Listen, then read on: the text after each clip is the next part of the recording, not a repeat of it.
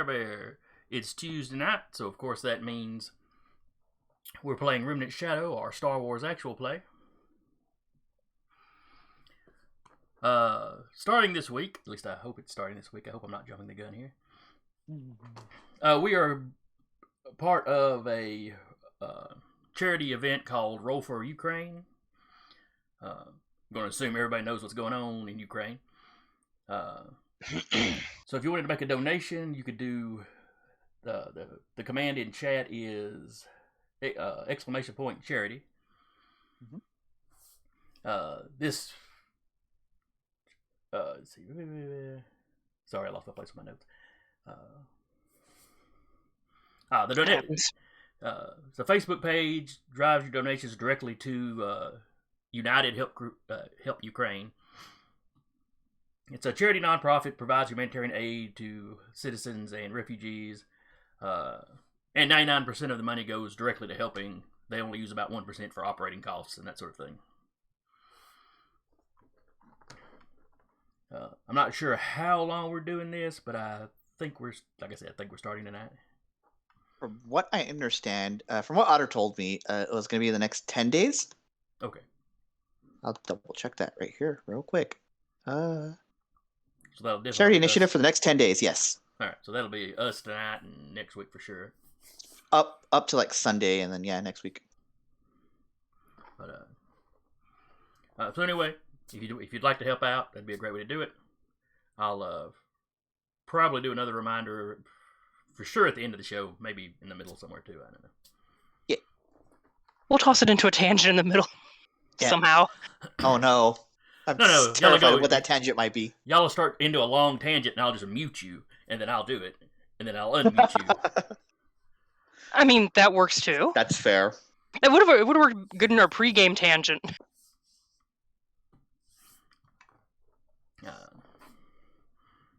Alright. So anyway, I meant to start doing introductions since the opening crawl doesn't have anybody's names. I'm of course game mastering. I'm Jason. And with me tonight, like usual, is Duba playing Doc, Rappy playing Keltzer, Jeremy playing Ozen, Sarah playing Io, and Eric playing the captain.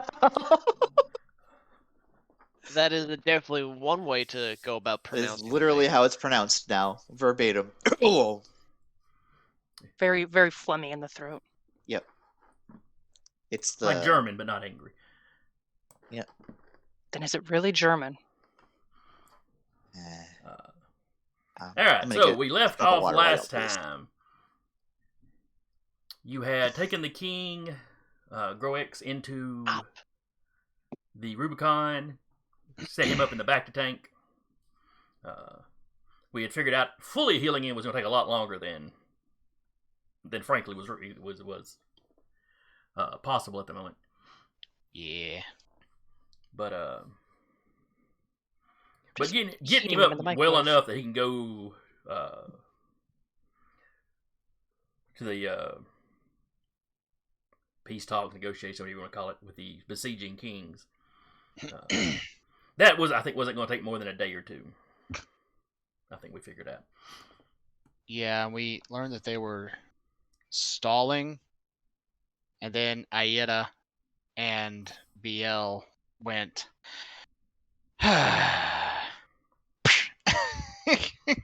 effectively. Yep. Because they were stalling for time to dig a hole under the wall, I believe. Yes, they had their sappers trying to get under there. Yeah. And yeah, you and BL got up there with the well, not really heavy weapons by y'all standards, I don't guess, but you managed to blow apart the little fortifications they had set up to protect their sappers. Mm-hmm. At which point they became much more ready to negotiate. Yeah, I'd hope so. It's like, oh well, that didn't work.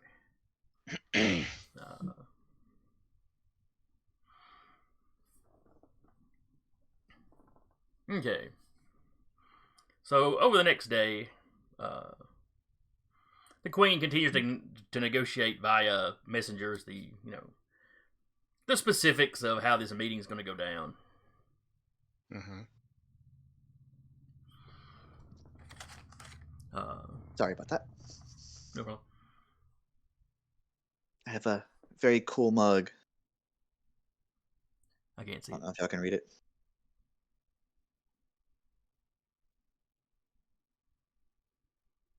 Who are you to be wise in the ways of what? Science. Ah. But so negotiations are going well. The sieging army, there's little harassments, but there's no full-on attacks against the wall. Mm-hmm.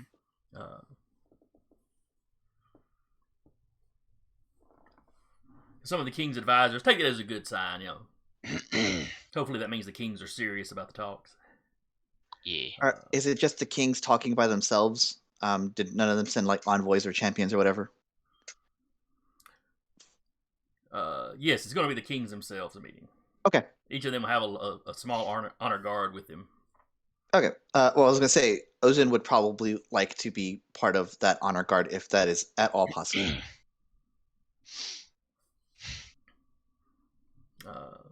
Yes, the queen's all for that. Yeah.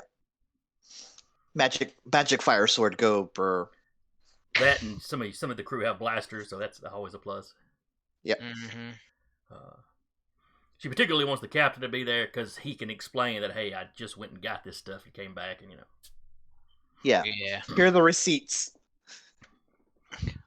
Which he actually Ayurda actually does strike me as the person who has all of his receipts. He absolutely would. I'm not gonna lie. He 100% would. It's like that little file box with tabs. Oh, we got Russell Yeager in the chat. Hello. Hello, Hey, hello. how's it going, buddy? Ooh, we have a few people in the chat. Yeah, we do. No pressure. Welcome to the part. They're just people. But yeah, welcome to the Tangents. But so like I said, the Welcome next day to is Tangent fine. Tuesday. The second day, you're getting ready to hatch the king out. Hatch. Whatever you call That's it when you take somebody out of the bacta. That is never not going to be funny to me. Just pinata him out of the bacta. Uh-huh. That's why you got to replace the tanks every time you use one. No. Just the contents of the tank. Jeez. They forgot to put a hinge on the tank where you get them back out. Yeah. Sorry. We're a mess. Let's be real. So anyway, the queen has got the meeting set up. Mm-hmm. It's essentially going to be in a tent or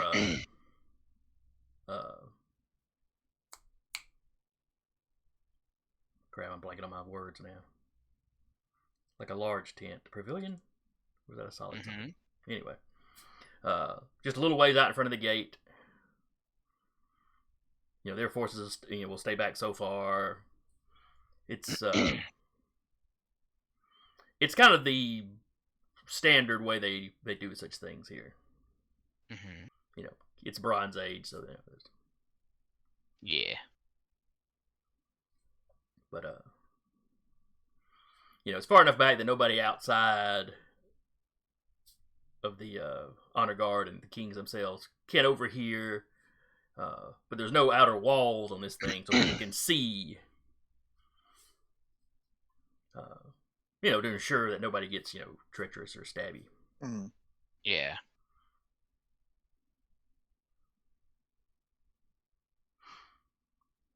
But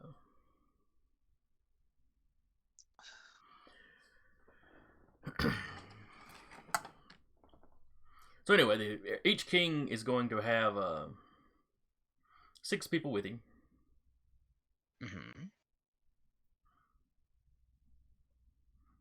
So y'all can sort out which one of y'all want to go. Most of them want to be there. We know the captain's going to be going. Gaio's gonna stay on the ship. Kelser's That's gonna fair. go. Ozin is trying to not necessarily embody Jedi ideals, but try to embody her master's ideals. It's less about the Jedi; it's more about her master, who was like the type of like counselor, like the counselor type. Like she would have had like the yellow lightsaber or the orange one, or whichever one it is. Being like an intermediary kind of. Yeah. So being part of the honor guard is like step one in that multi-step process. So many punches in your honor guard card, then you move up. Got to go to like 4 more off low-tech planets. But, Get a free. I don't know. anyway, so it's early morning. The palace kind of gets going about sunrise.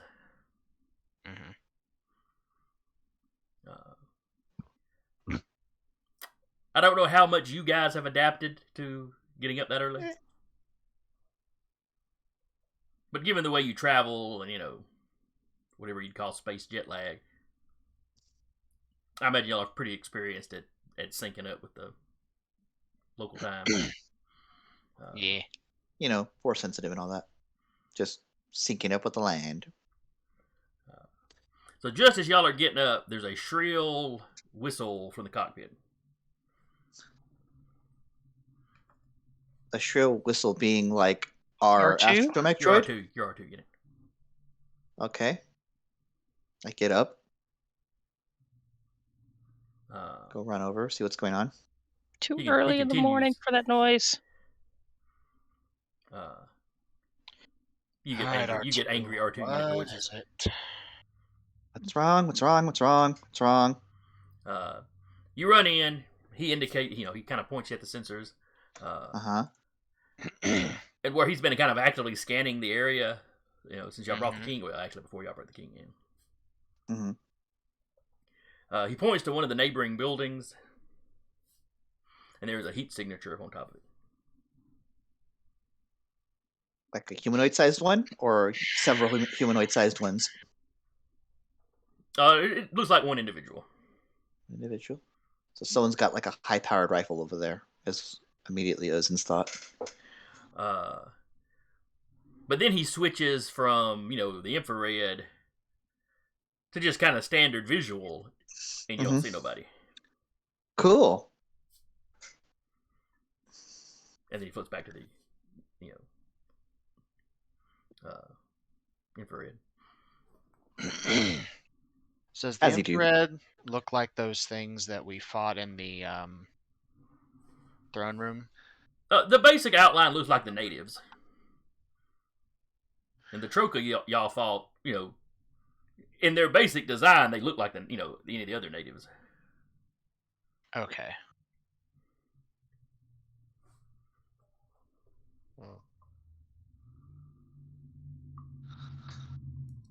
Good to know.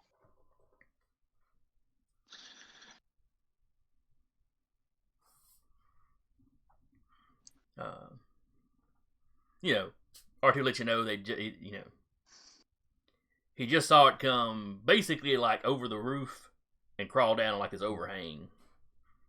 So he's essentially standing on this like window overhang, pressed up against the wall.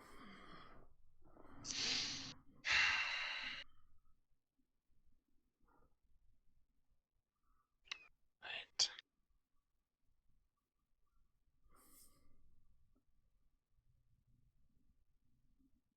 I'm not dealing with this bullshit right now. And he will go to where the guards are. It's like, Okay, so they're right outside the gangplank. you've got some of those Troca hanging out. They immediately start, head on a swivel. Weapons up. In the cockpit, you can see the infrared signature of the Troca. Looking over, what's the commotion?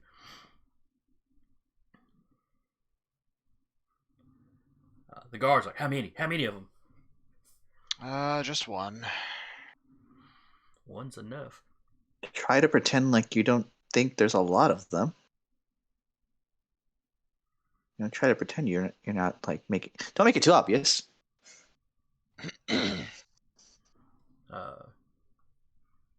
What should we do? Shouldn't we shut the door of the ship? Well, depending on how much damage you don't mind repairing, I could just shoot the damn thing. How much damage are we talking about? We don't really Fire have off the entire wall there. we don't That- really Flatten have the the palace. authorization to That wall will probably be gone. It's probably more harm than good. Somebody should probably notify the queen. No? Somebody can casually go notify the queen then. Oh, right. I guess that would be one of us. Wow, I'm surprised he has not been assassinated by now. Look, every military is going to have their, private pile or something. He ain't Oh, wrong. I mean- Shazam! So one of them hustles off. The other guy kind of takes the more typical guard stance, but is clearly nervous. Mm-hmm.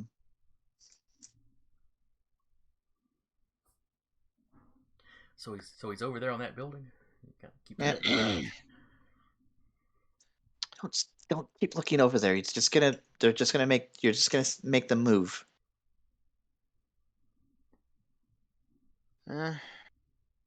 Yeah, he's over there watching the ship, it looks like. I would watch the ship too if it took out a bunch of random siege engines. I keep getting annoyed. I might be knocking out an army with this ship too. I don't think you'll get paid. No, the king will still pay me. So about 15 minutes later, that guard comes walking back out.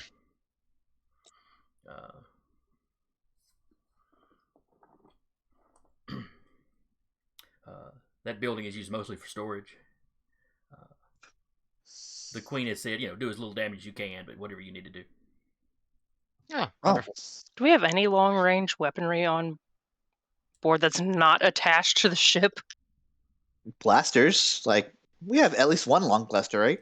We have mine, yeah. I'm pretty sure. Kelser has something.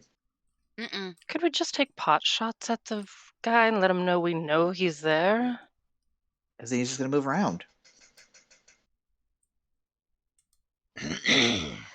Now I just have a heavy blaster, a holdout blaster, and a blaster pistol. Oh, okay. I mean, I have a thermal detonator, but You gotta stick it somewhere first. exactly. It's hard for you to like be quiet and stealthy with your like clink, clink, clink, clink, clink.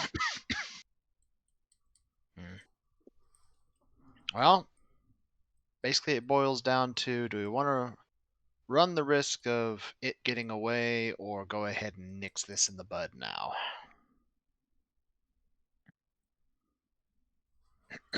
You're the captain. Yeah.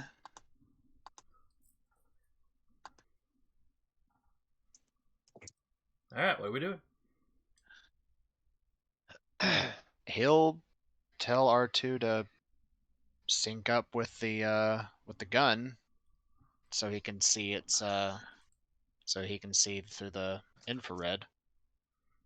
Yeah, he got the targeting information in the turrets. Yeah. And it shows up on the turret thing. The turret viewport, I guess. Scanner, whatever you want to call it. Heads up display. The little targeting computer part, goes infrared, and yeah, you can see the outline up against the building. Alrighty, cool.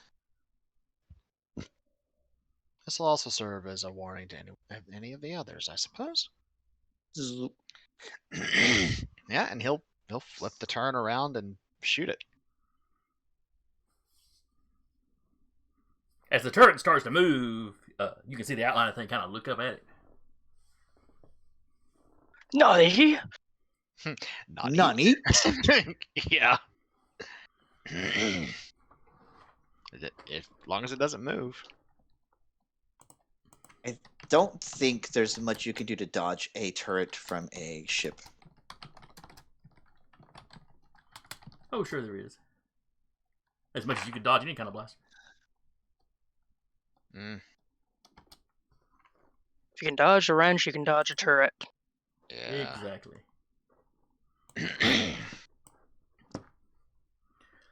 Actually, hitting an individual with a ship turret, I believe it would be, or a ship blaster would actually be more difficult, I would think. I mean, hitting just the individual, maybe, but it's kind of like a to whom it may concern attack, I would think. Per my last email. Yeah. Dear grid coordinates. Alright. Well, he seems to realize that it is a weapon. After all, y'all have used these blasters recently. Not the turrets. Was it not the turrets y'all used? No, No, you didn't. I just rammed them with the ship. Oh, you may be right. Yeah. All I did was ram the siege engines with the ship with the deflector shields up. I didn't use the guns.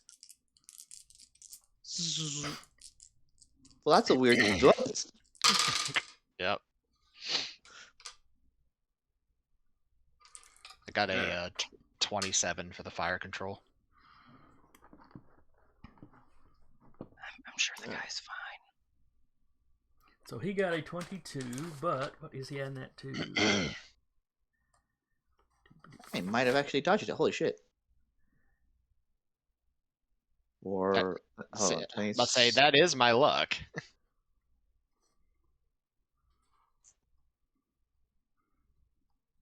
Let's see.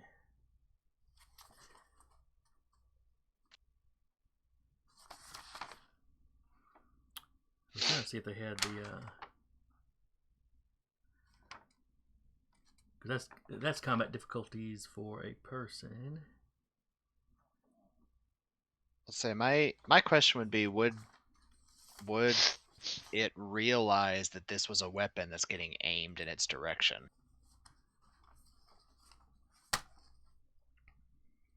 Because we've never used the shipboard weapons here. Also, Star Wars isn't like it's only like the Death Star type situations that really charge up. It's really just a. Yeah. Yeah, but he wouldn't know this thing has spun around and is pointing directly at him. That's fair.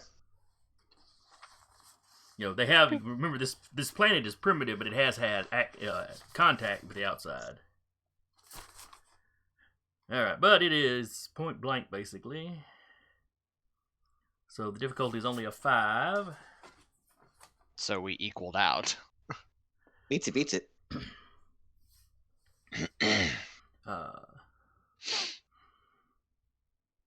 So he goes diving off the building.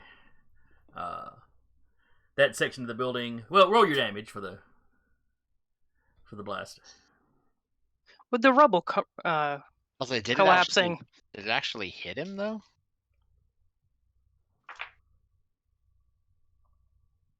As I understand it, like 16. Okay, that's 16. that's there's a modifier for like a ship hitting a person, right? Because it's like I believe more you damage. multiply it by 10. Yeah. Oh, so 160. I'm sure he's fine. Yeah. Roll strength just in case. Maybe he's really buff. He's fairly buff. He's atomized. Who knows? So he got a 10. Fine. Mm-hmm.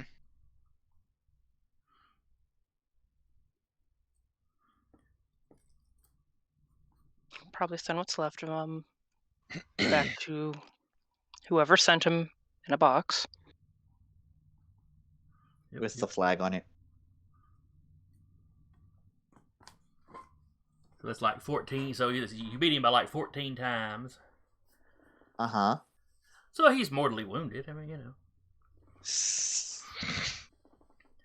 Yeah, you hear screams from the guards outside. They didn't know what to expect, but they weren't expecting that. Or maybe they're getting showered with rubble. It's hard to tell. Wilhelm scream, and then 3 more after that. Guards come running out of everywhere just from the noise. Mm-hmm. We had permission. It's fine.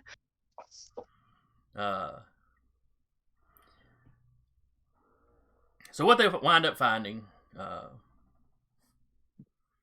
you have demolished kind of that section. You didn't take out the entire building. Mm-hmm. These are stone structures, so you know. But you pretty well wiped that wall out. Yeah.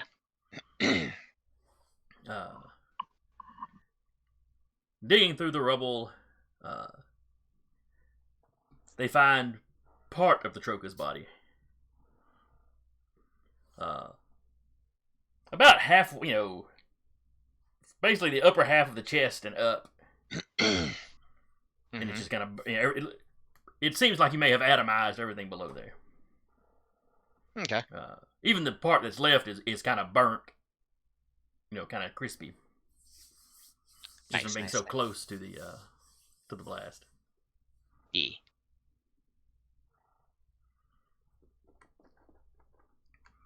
I approve. He died with a very surprised look on his face. I mean, that's fair. The equivalent of bug eyes for these people. Probably.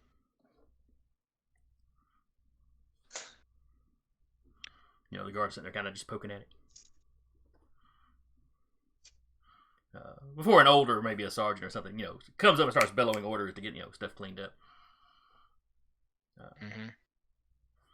Amongst the guards, you can tell there is a superstitious fear of the Troca. Makes sense. Of course, you can't tell what kind of gear, if any, he had with him.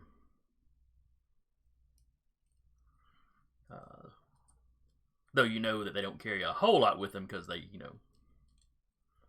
they can camouflage. They can't camouflage stuff. Yeah.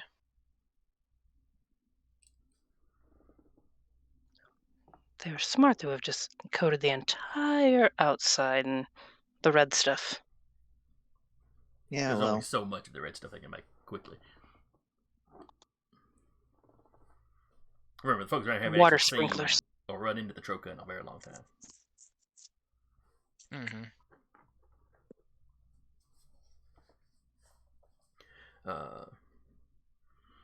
One of the king's men comes out. One of his advisors. Where's the king's horses? Oh, the king's horses. They don't have horses in this world. Couldn't put him back together again. But Lord. But he comes out, he sees the Troca's body, kind of nods. He looks at the building. I'm very glad the little coalition out there doesn't have any of those weapons.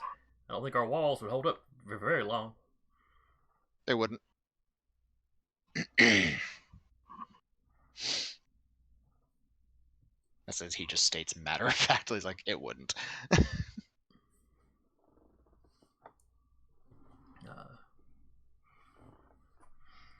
Is the only one around? It's the only one that we picked up.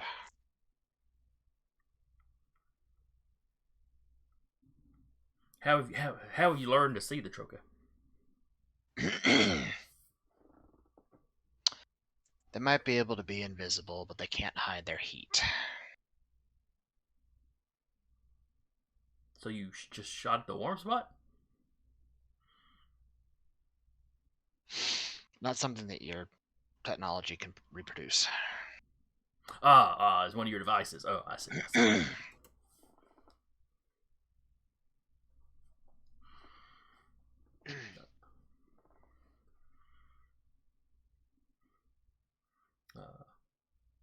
Is the king ready to be awakened? Doc. You rang, Captain? Status.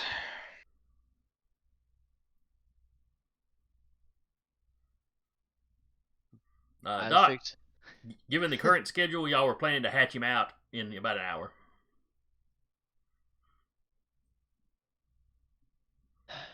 Checking scan. Checking complete. He'll be ready in an hour. There you go. Excellent. I will let the Queen know.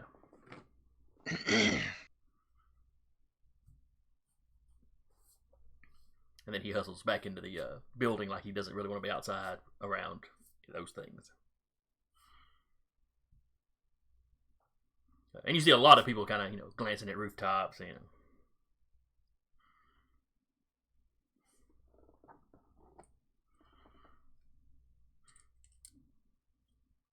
Are the Troka their own faction? Or just kind of like, are they just kind of a faction? Or are they like the boogeymen? Or a little bit of both. You've had a day or so. Y'all could have walked around, talked to people, done some research. The palace has a extensive library of clay tablets. Oh, fantastic!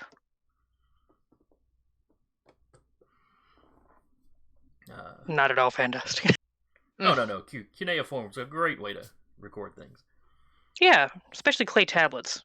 As long as you don't have an earthquake or anything, or a flood, or... Yeah, as long as you bake them, they last great. And then you learn these people haven't cooked food ever. You've eaten their food, they cook food. They're not animals. They're just sort of dinosaur chicken people. That sounds like an animal, but sure. They're smart animals. But aren't we all? Sometimes. No, we're not. Pert near, but not quite hardly. Anyway, so what you'd have been able to find on the Troka,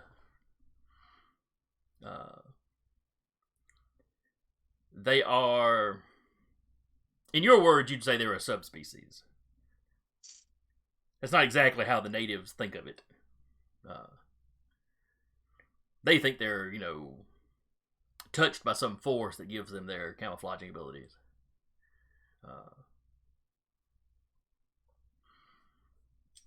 You would kind of figure it's just, it's just a small branch of them that maybe it's a trait a common ancestor had that they kept and most folks lost, or a new mutation, or, it could be any old thing. Back a few hundred years ago, it was a very war-torn period, and the Troka became well known for being assassins.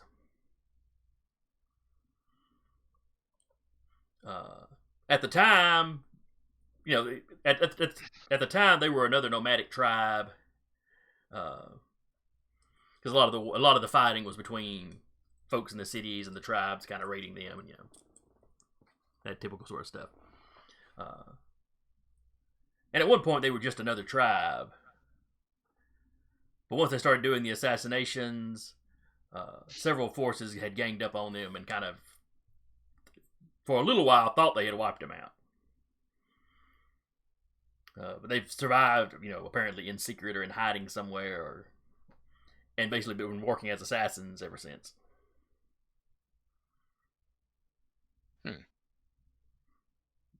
Now, lots of the stories you read sound more mythical than historical. Because, again, Bronze Age culture, so. Yeah.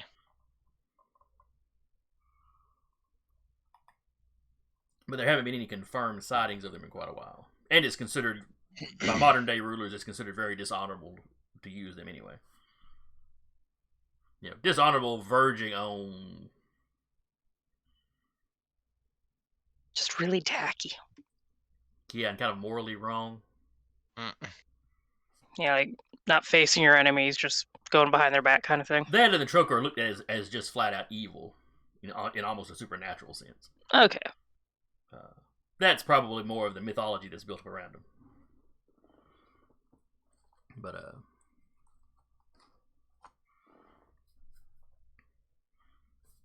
and they were never really known to be around this area specifically. Mm-hmm.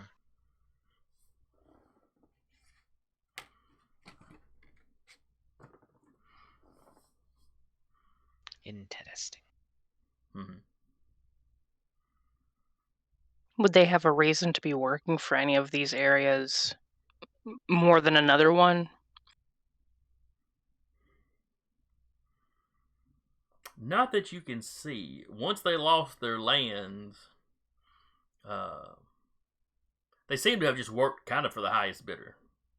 Okay. Sometimes working for multiple factions at one time. Very much freelance. Okay. What sounds like?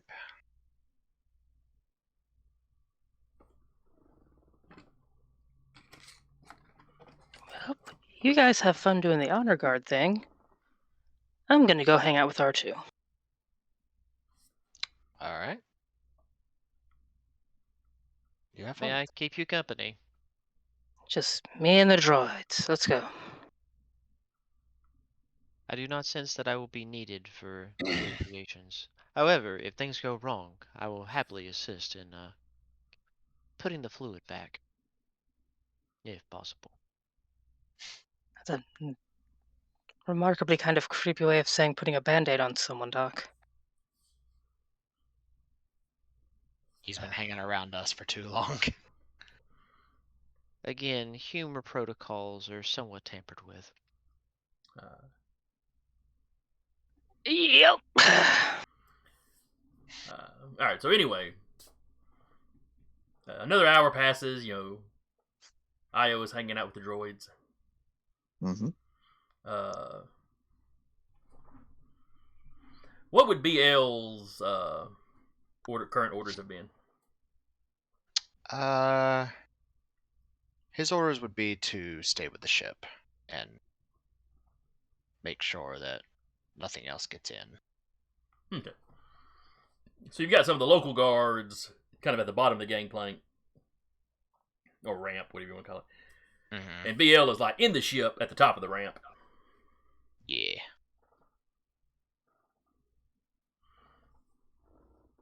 And the loader droid is just sitting around bored somewhere. Yeah. Or they're teaching the buzz droids to play sabacc or something. I can see it. I'm just picturing the big Stokey playing cards.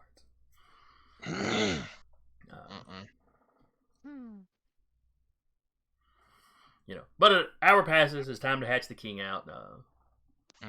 The queen and some of the other advisors have come out.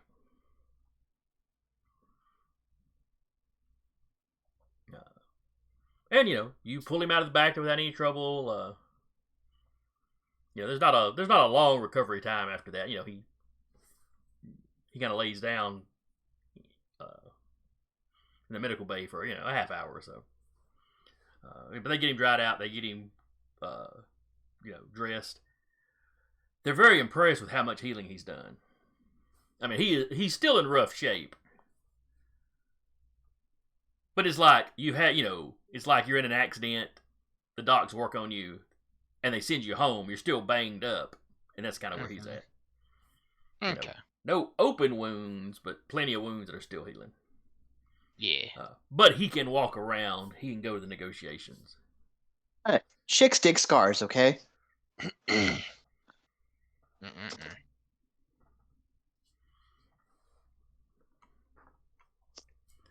But anyway, after they get him dressed, the king turns to Doc. Thank you, Doc. It's an amazing job you've done. I'm glad you're happy with the results. I mean, I've never been this badly injured before, but but other injuries I've had have taken so much longer to heal up. And he's looking at some of the some of the kind of deeper stab wounds. To be fair, without this kind of medical assistance, it would have taken a lot longer. But given the current situation of your kingdom and what is going on around you, I figured this would be probably the better approach to getting you back up on your feet. Oh yes, absolutely. Is there any? Do I need to worry about infection? I know that often gets people that were injured like I was. No, due to the solution that you were contained in, everything should be sealed and no harm should come to you, at least in terms of infections. Oh, excellent.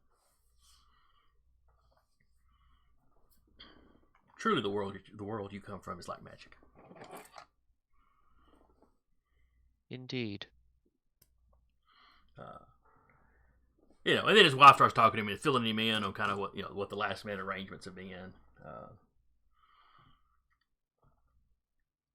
And who all had decided they were going out there with him? Ozen for sure. Yeah, Ayera. Kelser.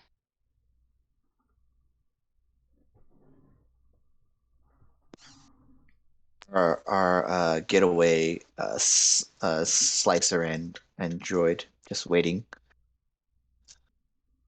If you need me to turn the turret on anyone, let me know. At first, I thought you said if you need to turn the turd on, let me know. I was about to go, what? And moving on. Welcome to my brain. I don't like it. I don't like it here. Get me out of here. You'll get used to it. Yeah. All right. So the first of the meetings is scheduled to take place the next day. Mm-hmm. Is there anything you think you need to do to get ready?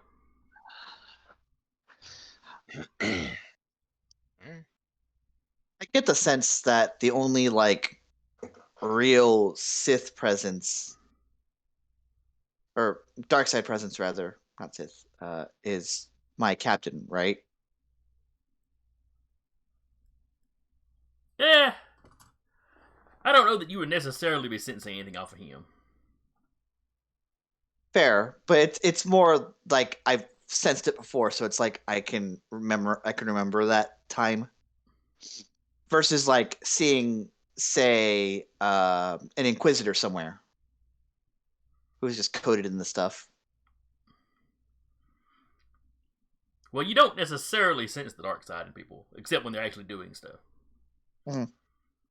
Remember how often the Emperor was walking around, the tip-top Jedis, and they never looked at him funny.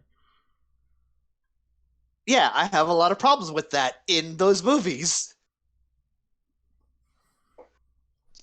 Yeah, part of That's how it was done in the movies.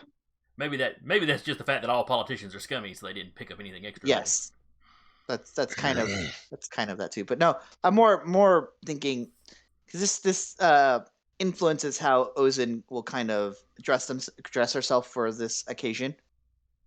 She has her traveler's robe or whatever, but she also has the good outfit. It's the good outfit, yeah. The nice pressed clothes. But it's more, do I have my lightsaber just hanging out there, just don't fuck with us. The honor guard are allowed to be armed. Yes. Can't do much guarding if you're not. Yeah. They do want you to wear, the best clothes available, or they can supply you. And then they kind of look at the shape of y'all's bodies. Check right quick, because if we have to provide you with something suitable, real quick alterations. Mm-hmm. Well, she comes out in it's still like a robe, but it's more like a coat, and the clothing that she wears underneath is more professional looking, for lack of a better term. It's a little tight on her, but that's just the bastard hands of time, that catch all of us. Fucking mood. Yeah. Mm-hmm. powerful you are in Get the the sense force, it's but been- not powerful enough to get rid of these love handles. It's you get the sense that she hasn't worn this in a while, but it's still very well maintained. None And then of the native folks really seem to notice, but Sure. they're not as familiar with human fashion or anatomy. And then she'll but they can keep tell her, they can tell it's pressed and in better shape. Yeah, and then she'll keep her lightsaber just on a belt, I guess. That gets the attention from a lot of the guards. Ooh. Well, the ones who know. The ones who don't, they will know soon enough. If Well, the ones who need be. know, and the ones who don't know have heard. It's the closest she comes to looking like a proper Jedi, versus just some random street urchin. Yeah, but it's not the actual 3 shades of brown robes or anything. Right? No, it's definitely different colors. It's like reddish, and then her pant. She's wearing like the equivalent of like a pantsuit. Jedi pantsuit. Got the little But Shoulder pads. it's all reddish. All right, Keltzer. I assume you're just going in the full Mando armor. Yes. Do you shine it up any? Yeah, she makes it nice and somewhat shiny, not too shiny to be. Not gaudy. Yeah. You're Blood talking splatters about off it. you were talking about like the shoulders, and I'm like, well, yeah, that's a protective vest. That's what's making them like poof out a little bit. Them 80s shoulder pads, man. Yeah. And since Io's not going, she can just be lounging on the ship in her pajama bottoms. Oh yeah, no, she totally is. She's just sitting there, pajama bottoms, Sipping junk on food, mimosa. feet up on the console, just like the captain tells her never to do. Just like, y'all have fun. Drinking a space mimosa. Oh yeah. She's like, I ain't. Nah. Yeah, You don't want me R2 whistles negotiating. at you. You know the captain doesn't like you to put your feet up there. I'm captain when captain's away, so I don't just mind wish- my feet being up here. I just wish I had feet. I mean, we could probably angle you somehow. Get like a tiny little. That wouldn't work. We'd fall over. It would be funny. He rolls up. He tries to get that little third wheel up there, and he just can't tilt back quite that far. She like finds something so he can like lean back at least a little bit. Like, there you go. Put like a brace behind him. Yeah, like a little like brace behind him. Gets like a little umbrella for him. Puts it on top the little dome unit there. If There only you immovable go. rods existed in this world. What's that? If only immovable rods existed in this world. Yep. Be like very advanced repulsor lift technology. Mm-hmm. All right, so y'all spend the day. You're making sure your clothes are good. You're getting the armor shined up. Mhm. I'm assuming the captain has got some formal wear. No, he's going in his armor. Okay. I mean, the armor is under like the large like trench coat jacket duster thing. But he also has rifle on his back, dagger and pistol. Yeah, nobody's Yell going? nobody's talking about can't be armed in the presence of the king anymore. No. Yeah, I wonder why. Though of course you're part of the honor guard now, so you're technically considered like any of his other guards. Mm-hmm. But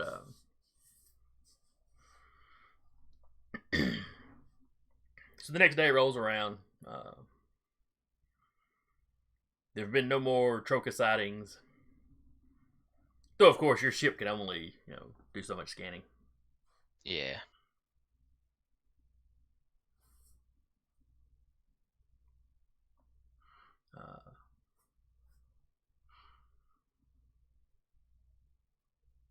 So they get you ushered together. Everybody's in their nice clothes. The guards that show up, because it's you three and I think 3 regular guards. Well, 2 regular guards and like one of his, Like counselors. Right. Is BL going? He's staying with the ship. Put a bow tie on BL. Paint the extendable calls.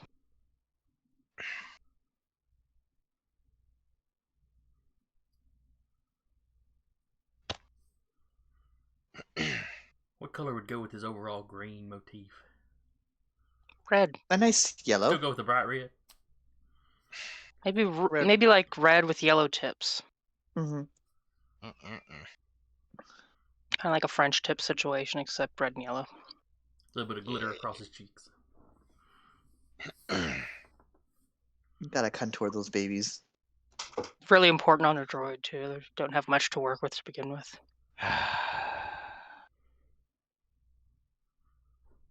And they tat maybe.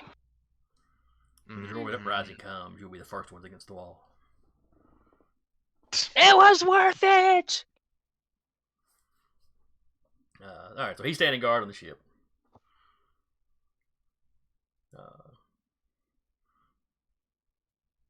Hey, Otter's in the chat. Hey, Otter. Hey, Otter, how's it going? So it's going pretty well. They've destroyed a small building with their ship blasters, so you know. As you do. Part of a small building. In an attempt to shoot The one wall. guy. One guy that was minding his own business. To be fair, we got that guy. Invisibly minding his own business. You got half that guy. Yeah, potato. So anyway, the king and the honor guard. You meet up at one of the. It's the main gate. They don't open the entire gate, but they open like a door, a door in the gate, sort of thing. Mm-hmm. And you walk out. The little pavilion has already been set up. You all march out. The king's, of course, in the middle of you. You march out just a little ways. You wait. You start seeing where the other kings, are marching out. And basically, it's time where everybody gets to the pavilion at about the same time. Yeah. Mm-hmm. It's a very formalized something. Clearly, this is just kind of how diplomacy, works. Diplomacy becomes a marching band situation here. I mean, if it works, though, right? I, Jeremy, am very familiar with this. Yeah. And it's a little... Marching bands or negotiations? Yes. Yeah. So you get out to the pavilion. There's a large table set up.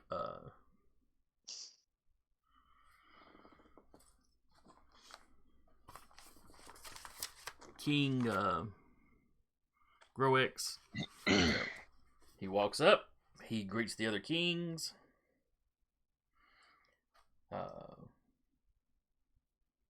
It's a fairly warm greeting to, all things considered, to Jardine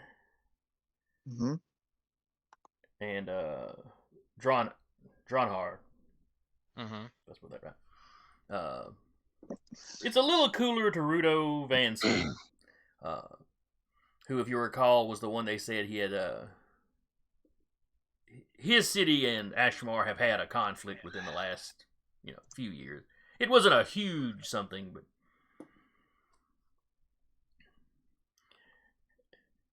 And then you could just kind of hear the chill in his voice when he greets blonde fellas.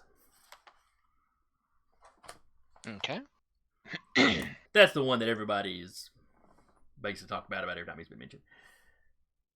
The one that has conquered several other cities. He's actually got the beginnings of kind of a small nation. Like what we think of one, as opposed to the city-state. He's the one that everybody's figuring has pushed these people into this coalition. Yeah.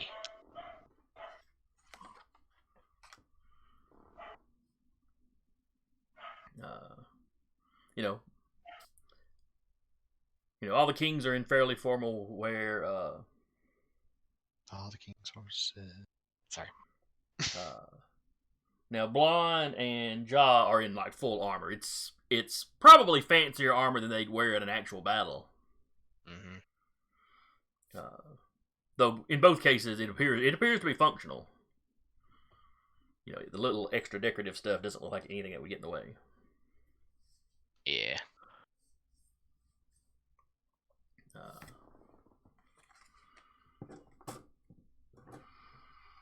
The king then introduces you three. Mhm. Nobody else introduces you. They're on the guard, but you guys are special. Yeah.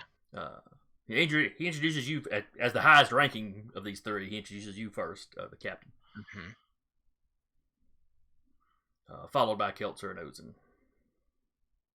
Yeah.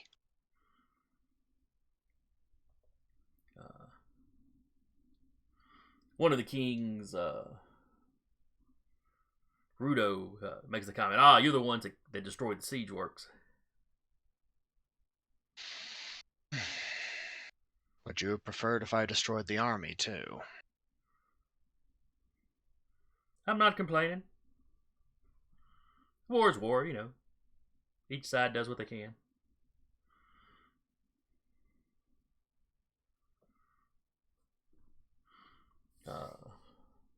Blonde looks less charitable, at you.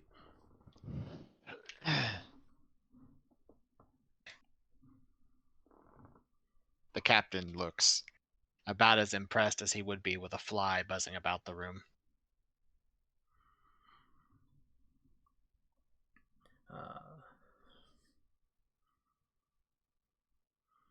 He doesn't spend a lot of time, on you, but he does kind of look over Keltzer's armor.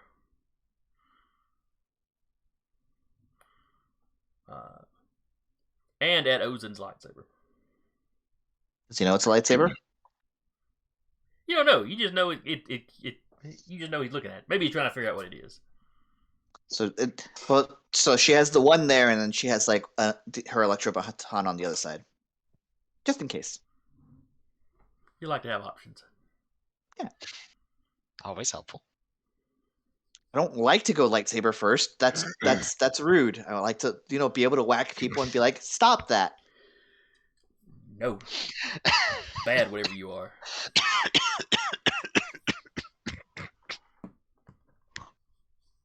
We lost Eric. I just got this mental image of Ozen just whipping out the lightsaber, turning it on, just, no, bad! It's easier to do when this is the lightsaber that you have. It's harder to do when it's actually made of plasma. Yeah, that's what I was mentally imagining, is just this plasma sword, you just like smack somebody with it, bad! Oh. Whoops, wrong one. Wrong hand. But anyway, so Groex starts discussing with the other kings, as he told him before, he did not have a cure. He had hired the captain here to go out and try to find one. And then, the captain has returned. And he goes into, how much they brought, that they were planning to share.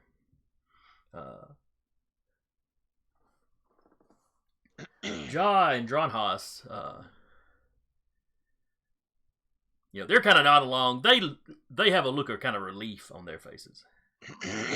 Like maybe this wasn't something they had necessarily been,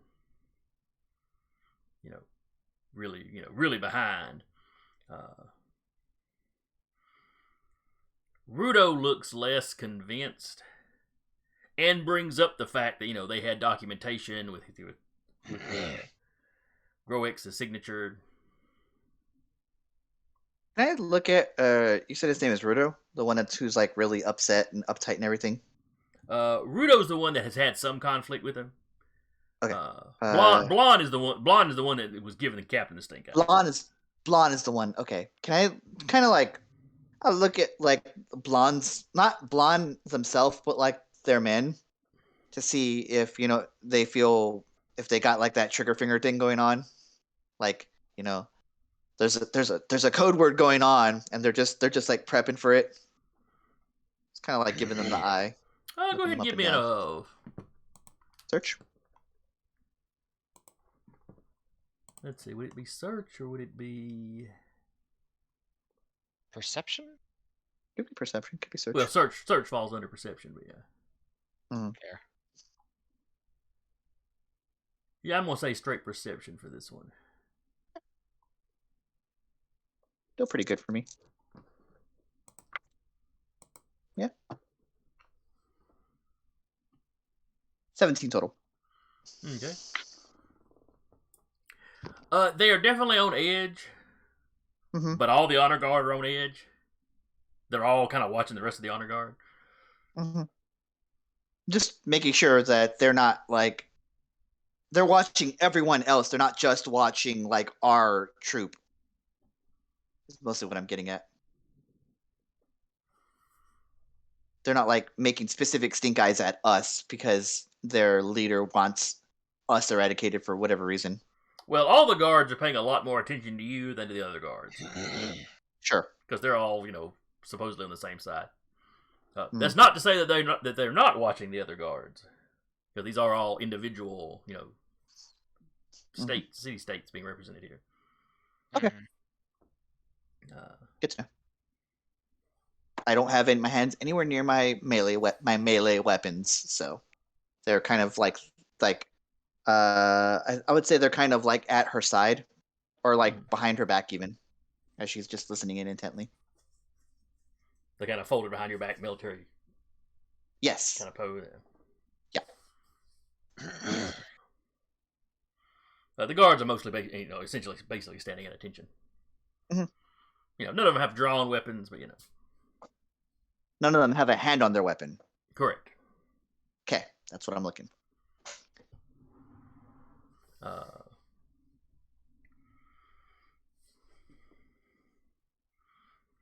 But Blonde produces the documents in question.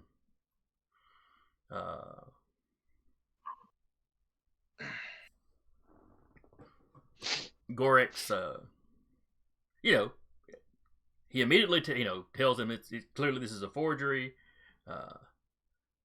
Though looking at it, he has to admit whoever the forger was did an excellent job of mimicking his the style of his hand.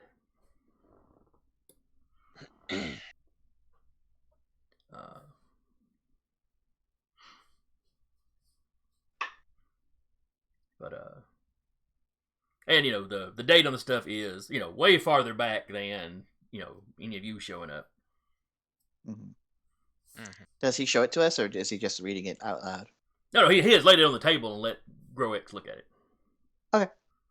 Yeah, I'm looking at it too then. Just like... Yeah, I mean, it looks like an official, you can't read the native language, of course. Sure. I could read dates. Yeah, you might have been able to pick up the numbers. Numbers are universal. Yeah, except you don't know what they're dating from or when. But that is a longer period of time from that date to whatever date it would be today. Right.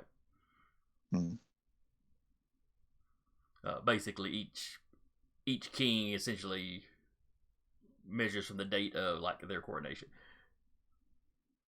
Of course they do.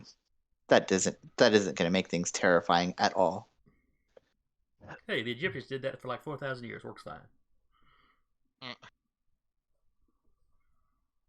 Until you start having multiple kings and usurpers and Yeah. Or this guy was just so pathetic we don't really count his years.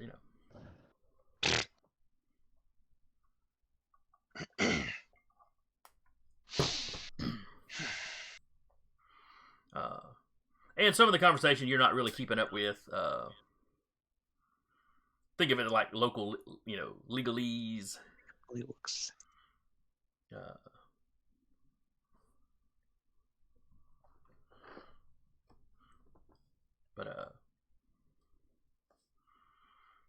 But the way it comes down is John and Dronos, they're more or less in favor of, let's just call it here. Make arrangements to take some of the cure back with us, and then since Groex can produce more, then we can start importing it as we need it.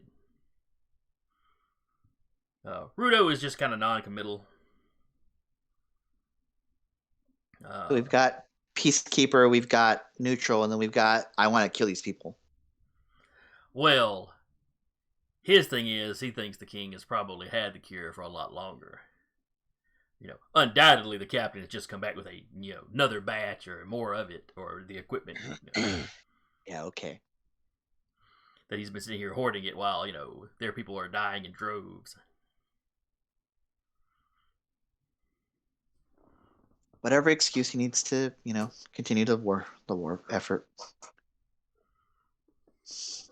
Does he say that? Does who say what? Does Blonde, yeah. Yeah, Does Blonde he mention says as those. much? He says those. His suspicions out loud. Yeah.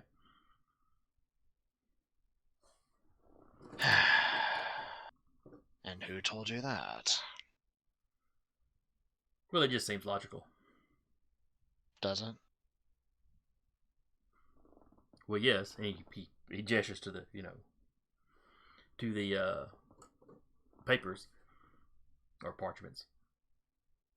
Can I activate truth sense? And it's just it's the if he believes he's telling the truth situation.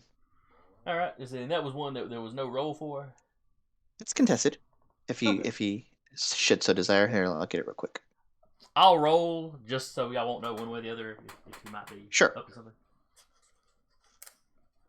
Oh yeah, you've got that. It's modified by relationship.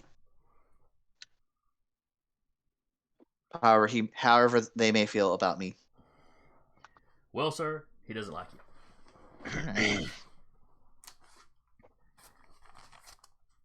All right. So what is he rolling?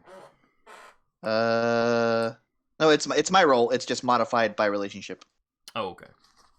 Yeah. So this would be somebody you don't know particularly. Yeah. The common charts show. Where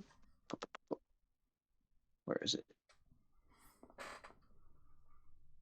Oh, I guess it's not on here. Anyway, I got 3, 4, 5, 6, 7, 9 total.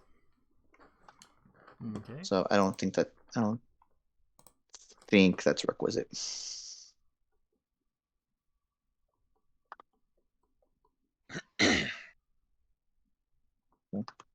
Just hard to get a read out of him, I guess.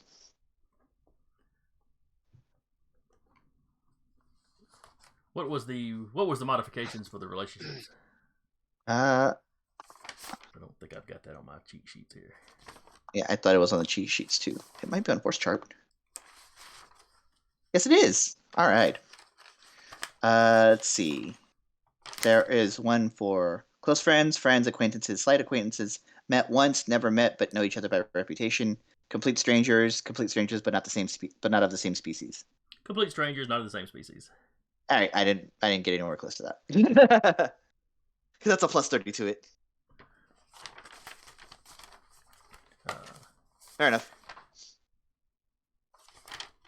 Well, I would probably just say complete strangers. That's still nowhere near. Yeah, just because you have been dealing with some of the natives for a while in multiple social situations, so you're starting to pick up on some of the facial cues and that kind of thing. Yeah.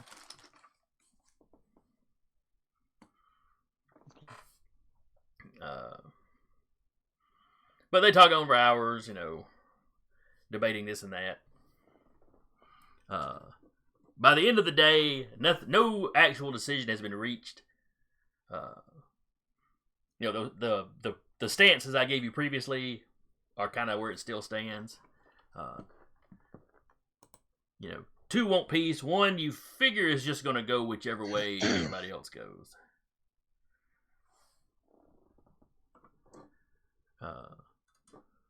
And then 1 that clearly wants to keep hostilities going. Maybe for the reasons he states, maybe he's a douchebag. Who knows? I don't think it's a douchebag.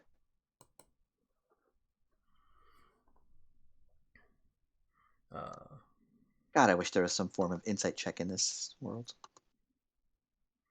I think there is. Not in 1E. Okay. There was. I think the last time we just rolled perception on it.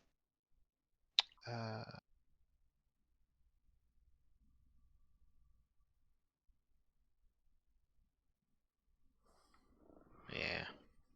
But as the meeting is starting to wind down, one thing that is agreed upon is,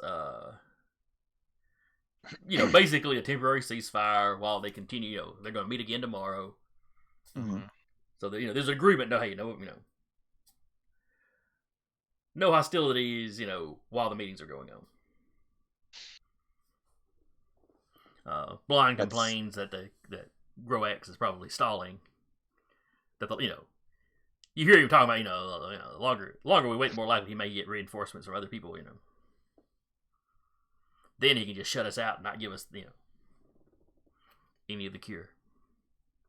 I mean, we made I thought that was the whole thing, is that we are saying yes, we can distribute this cure right now if you guys stop fucking fighting. Does Ozen butt into the conversation of kings? Not today, but that was, I thought, where our group had gotten. It's like, we're willing to distribute it, just stop freaking shooting us. I love that. Not today. Yeah. Tomorrow. Maybe tomorrow. She'll get the nerve for it when this is warm up.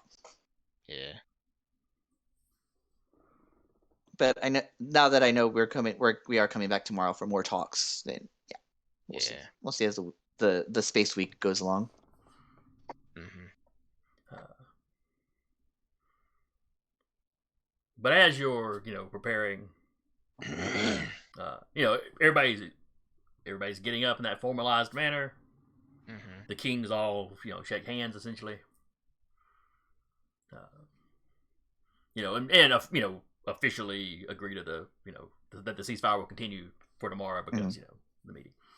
It's a very formalized something. Clearly, this is just how you wrap up these meetings. Mm-hmm. Yeah.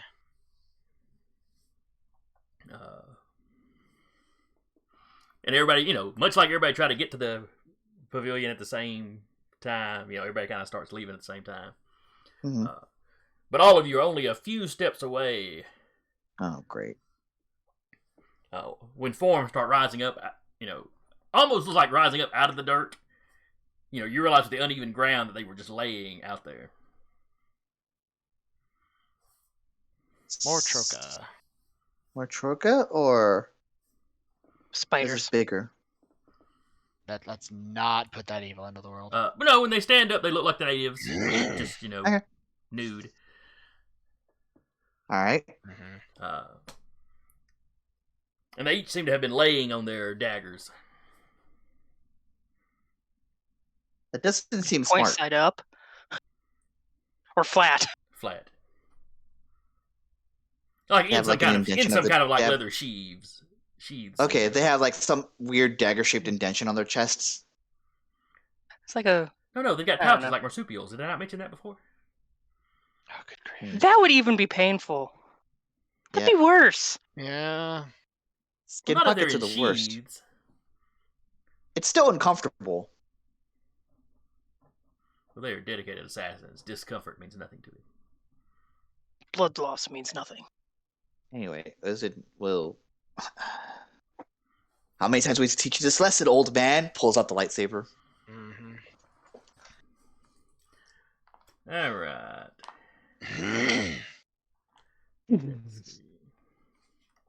Like I said, Io is somewhere back on the ship, kick back, watching the soap operas the assassin left.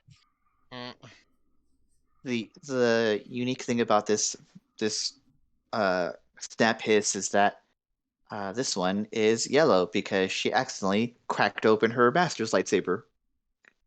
I don't think that actually changes the snap hiss, though. It doesn't change the snap hiss, but that's just the unique part about it. All right, so a large force of Troca. You don't have time to even count them. Yep. Are swarming everybody. Yep. Everybody that was at the meeting. Get the flaming waffen. I do have it. It's just, Vroom, vroom, vroom.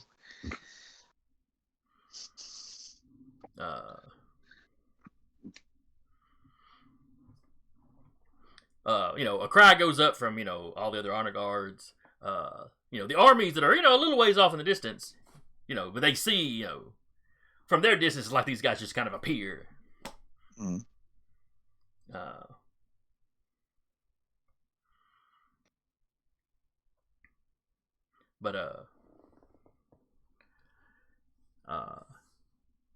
Blonde screams out loud. I mean, kind of bellows, I should say. First, he says Troca, which, a lot of people are crying out Troca. Mm-hmm. And then he screams out that, we are betrayed. You can't actually prove that.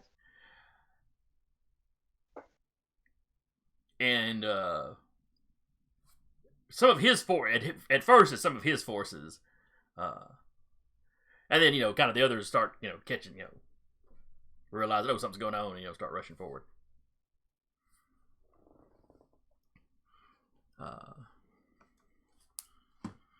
So they are beelining. The ones that are coming at your group are of course beelining for the king.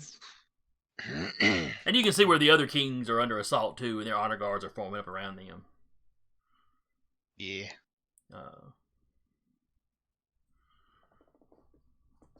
The king is, or Groex. He was wearing a little short sword. Not what he would usually carry, but it's smaller, lighter weight. He's injured, He pulls that, but you can tell he's not in any shape to really put up a fight. Are they already wailing on him, or are they coming up to him? No. They're coming up at you. Like I said, y'all were leaving. They're coming up at us collectively. Yes, everybody is getting swarmed. You got specific ones coming at us, running at you personally. But the other kings are having to deal with their own assailants. Sure. All right, cool. Mm-hmm. Sounds good. All right, so I know Rappy and the assassins go on top.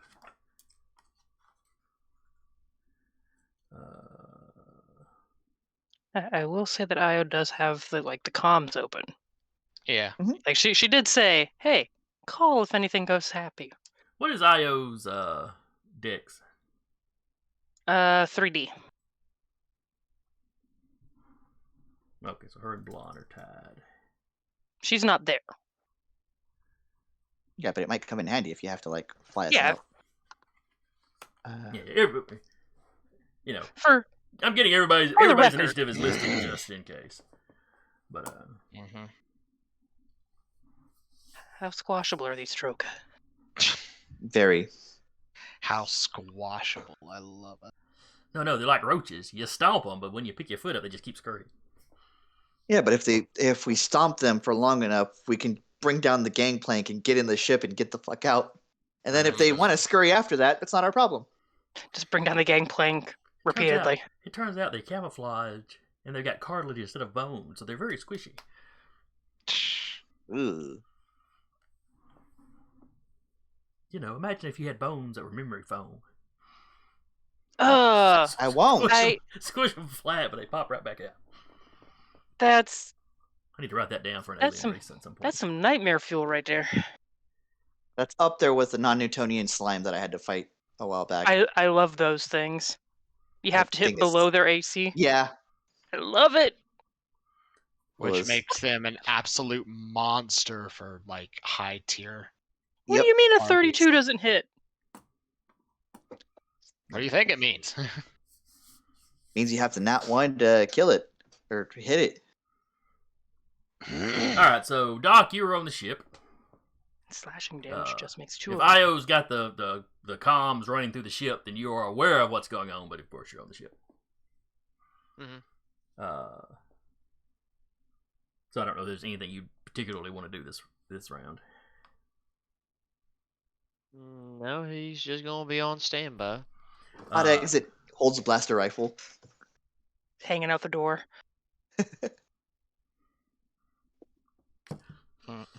He walks to the very The edge of the next one after gangplank, leans out. R2 rolls up and spot wheels his feet to the deck to keep him there.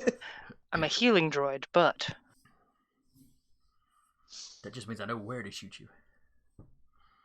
Mhm. All right, Deca. What are you planning to do all this right. round? I'm getting in front of the king, lightsaber out. I'm just gonna slash at the first person who comes at him. All right. Because I'm feeling spicy, and this is literally in defense of the king and doing something heroic, I will also trust in the Force. So I want that first person to be vaporized, so that the next people Message. do not like try to come at him.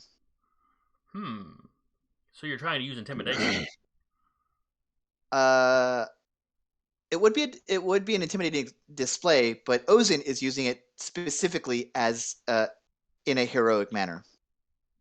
It's not her fault that it just happens to be intimidating to see that happen on a primitive planet.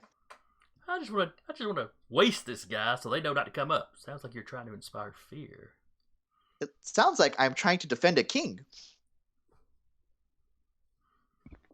But yes, it would count as defense. Yeah. All right, what is Io doing back on the ship? if she hears the ruckus, she's gonna be like, just on the comms. I'm on the way. You guys sound like you need a ride. Yep. She has kept the ship prepped to lift off just in case.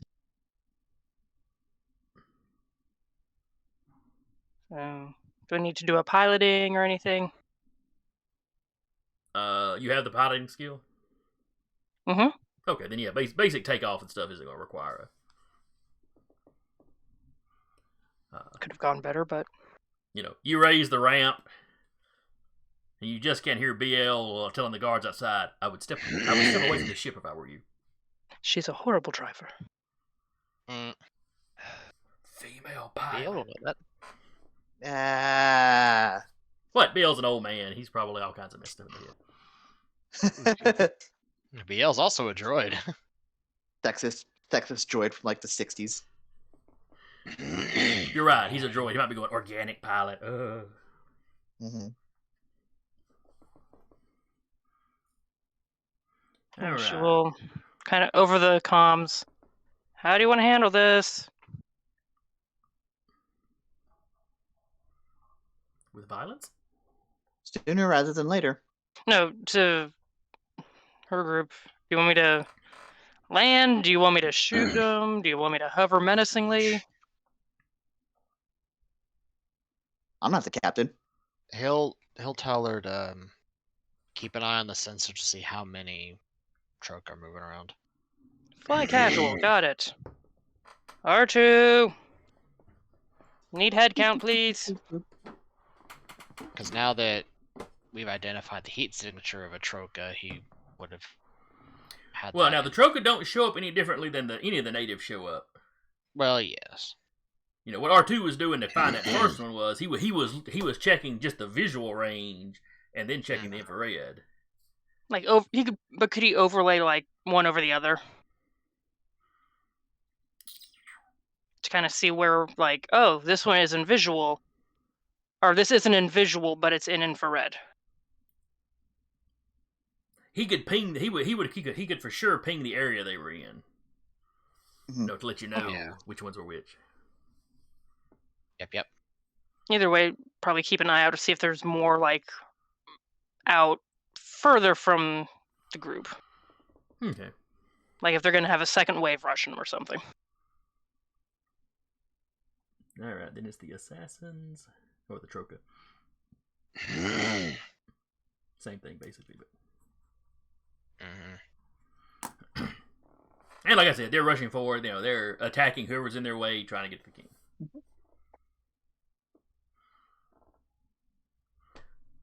To the kings or the king? Well, we are worrying most about the ones approaching you. Okay. I'm not dice rolling for everybody else. That's going to be more cinematic. Well, yeah. But they are going for the other ones. But yes. Like I've said, each king and each little group of honor guard are getting swarmed by their own little group of Troca. Everyone has a fan club. Right. I will be right back. Rappy, what is Keltzer doing? She's gonna shoot. Alrighty.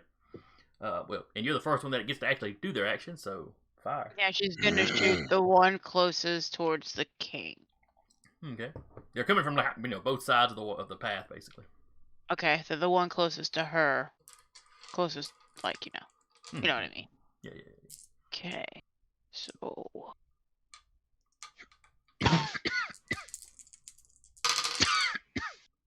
He's going to actively dodge.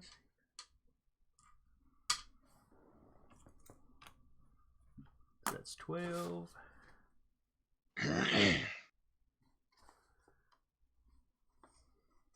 Are you doing jobber rules with this one too? Big part.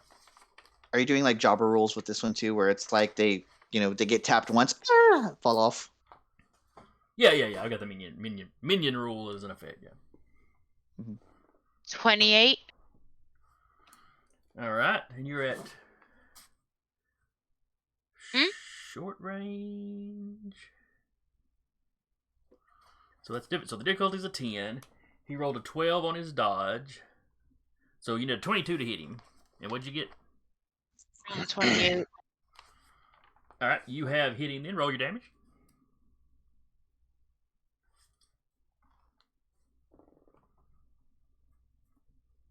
I just like calling it jobber rule because wrestling, you know. 17 damage. All right, 17 damage. I'll make his strength.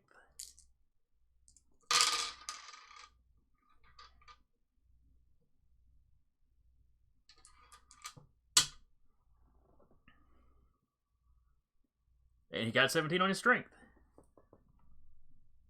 So he is stunned for a round. He doesn't take any damage, but he is stunned for a round. So effectively, he doesn't get to actually attack.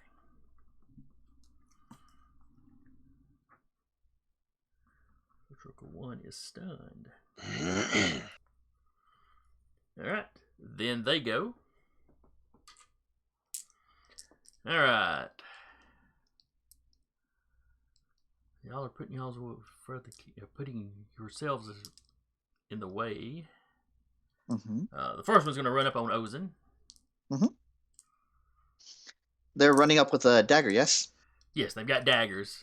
I will melee. In the bright light, you can tell that they're coated with that same kind of poison stuff. Yep. That the, I will melee parry with my lightsaber. Do you still use melee parry for that? Okay.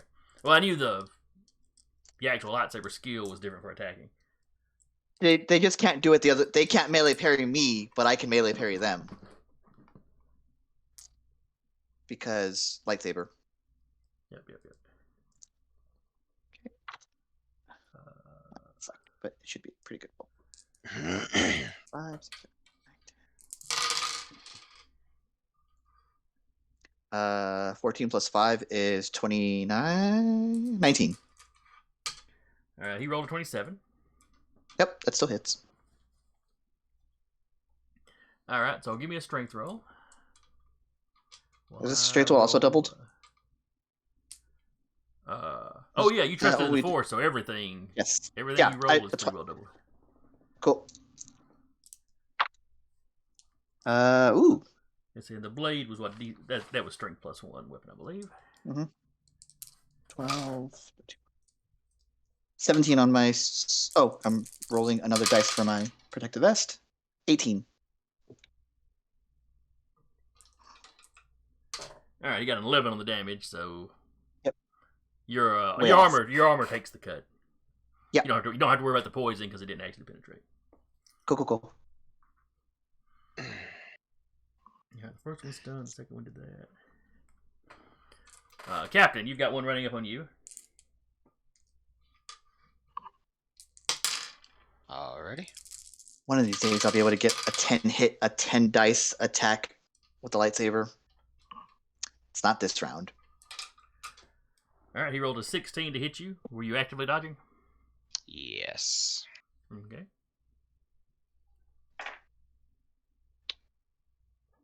is a 15 on dodge. Alright, they're using knives, essentially, so... Difficulty is a 5, plus you said you got a what? 15. Him up to 20. That is a 20. He had a 16, so... You managed to, duck out of the way of his swing.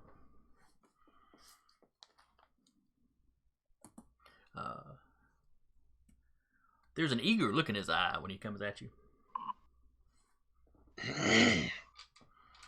You guys may be getting a rep amongst these people.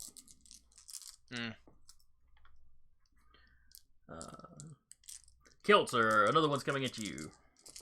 Okay. Dodging.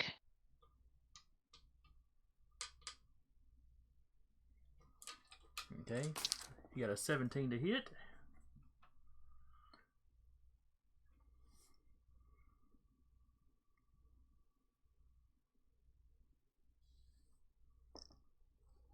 And what did you get? Hold on, I'm counting dice. Oh, okay.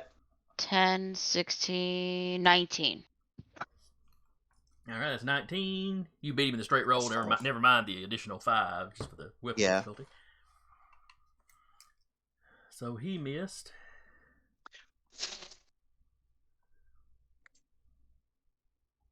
You get Kelso the wrist flamethrower if she doesn't already have it.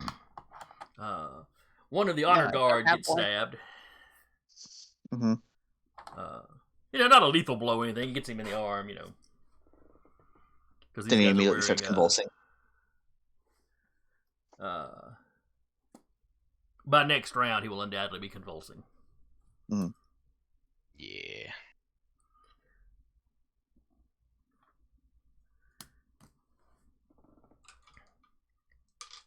You've got... Basically, each of you 3 has one more coming at you. Okay.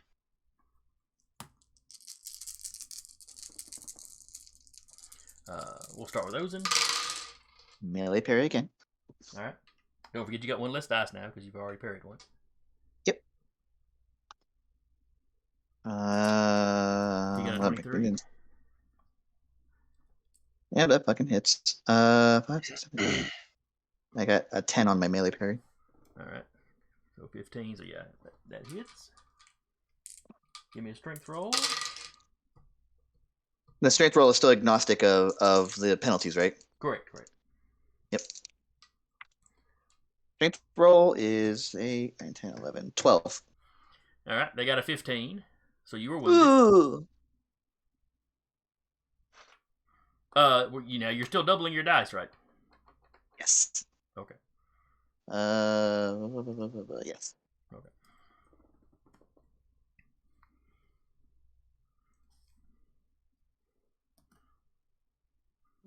All right. 6, 7 is one going after the captain. Mm-hmm. Are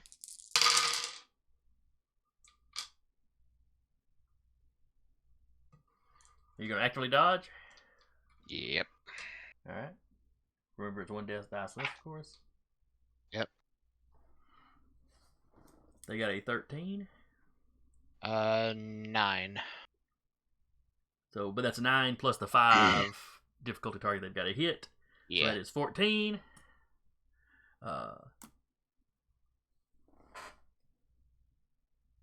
So they miss you.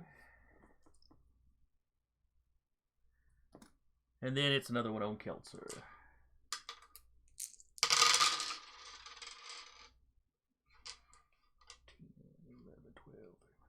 And I roll one less dice to dodge, right? Correct.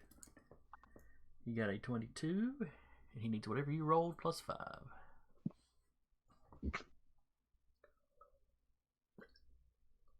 That's a 17. Okay. Plus 5 would be a 22. All right. I'm going to let ties go in the favor of the players.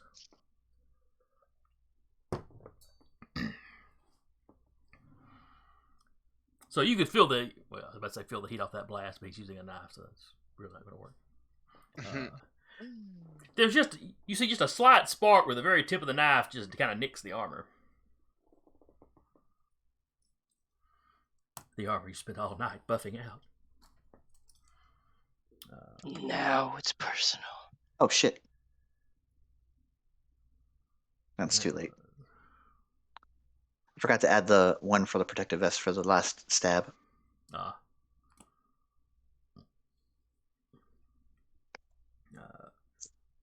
And then there's one more that goes after the other. It was you three. Yeah, 2 honor guard and a functionary that came along. Mm-hmm. So yeah, another one of the honor guard gets stabbed. Mm-hmm. Seems like a pretty minor wound, but it's coated in poison. Mm-hmm. Yeah. All right, so after the assassins, let's see.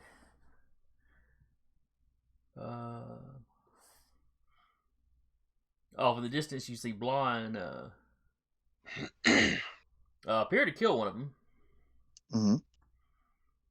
Sarah, you are taking off in the ship, I believe. Yep. Which y'all are far enough away you wouldn't hear the takeoff because Mm-hmm.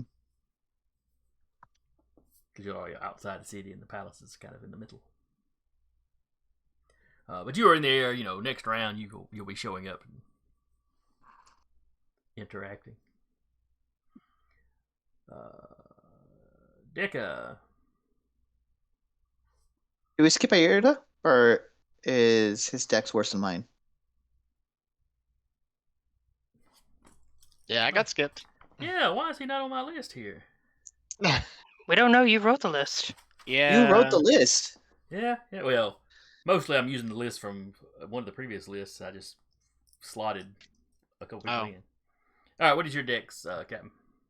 3D plus 1. Yeah, you would have went before Io. All right. Ooh, excuse me. I've got an ER listed. I wonder if that was supposed to be you, but I just misspelled the name. I don't know. Maybe. Strike Cap. That's what I'm doing. All right. So before the ship takes off, Cap, what are you doing? Well, I assume they are too close to realistically deal with my rifle, yes? If you want to shoot at the ones attacking your group, yeah, they're just right up on you. Okay. Yeah, he'll pull out his holdout blaster and shoot then. Okay.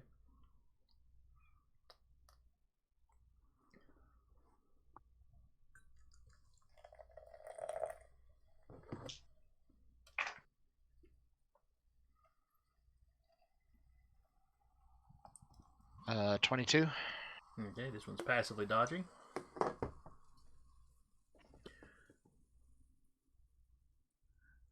Oh wait, I'm thinking in feng shui terms. Never mind. So your holdout blaster, you need a point blank, so you need like a 5. Yeah. A 5. Yeah. All right, so roll your damage. I believe it's 3D. Yes. That Plus sounds right for a something. holdout. Let me check. 3D plus something. Holdout blaster, 3D plus 1. Plus 1. Okay. Versus their strength. All right, you got a 10.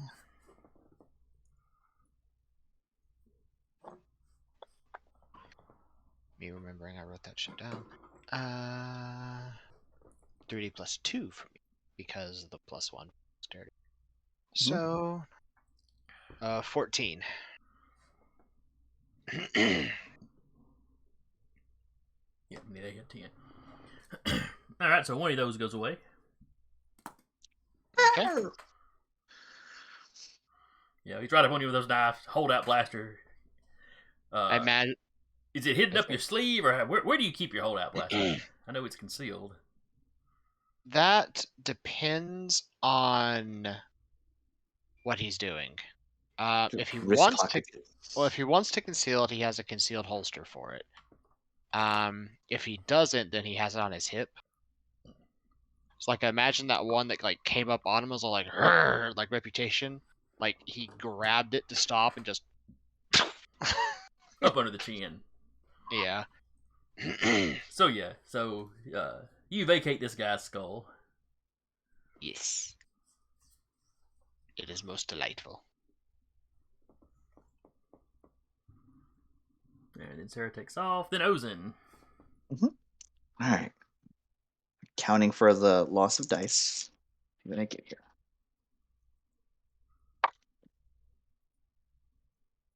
Six.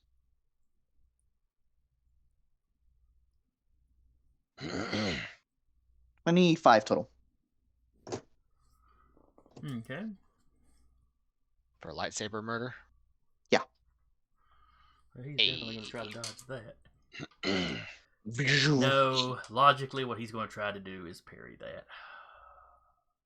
Gonna lose a hand. Well, he's going to lose the weapon. I think it just straight auto fails if he tries to Bailey parry. Yes, he does. Okay. All right, so you got enough to hit him, if I remember right. Mm-hmm. Because you have to roll a 20 to use a lightsaber, correct? Yes. I have dodge. But yeah, he goes up to try to block it, and yeah, the saber just goes straight through that blade without even slowing. Yep. All right. So again, trusting in the Force. So that would be I asked this last time. Is the control, like my control dice, doubled? I know the rest of it isn't because it's 5D base, and then it's plus my control skill. Yes, I believe we decided the control skill would double in these circles. Okay, so that's a lot of dice. Give me 1 sec. 3, 5, 6. That's doubled, and then 1, 2, 3, 5.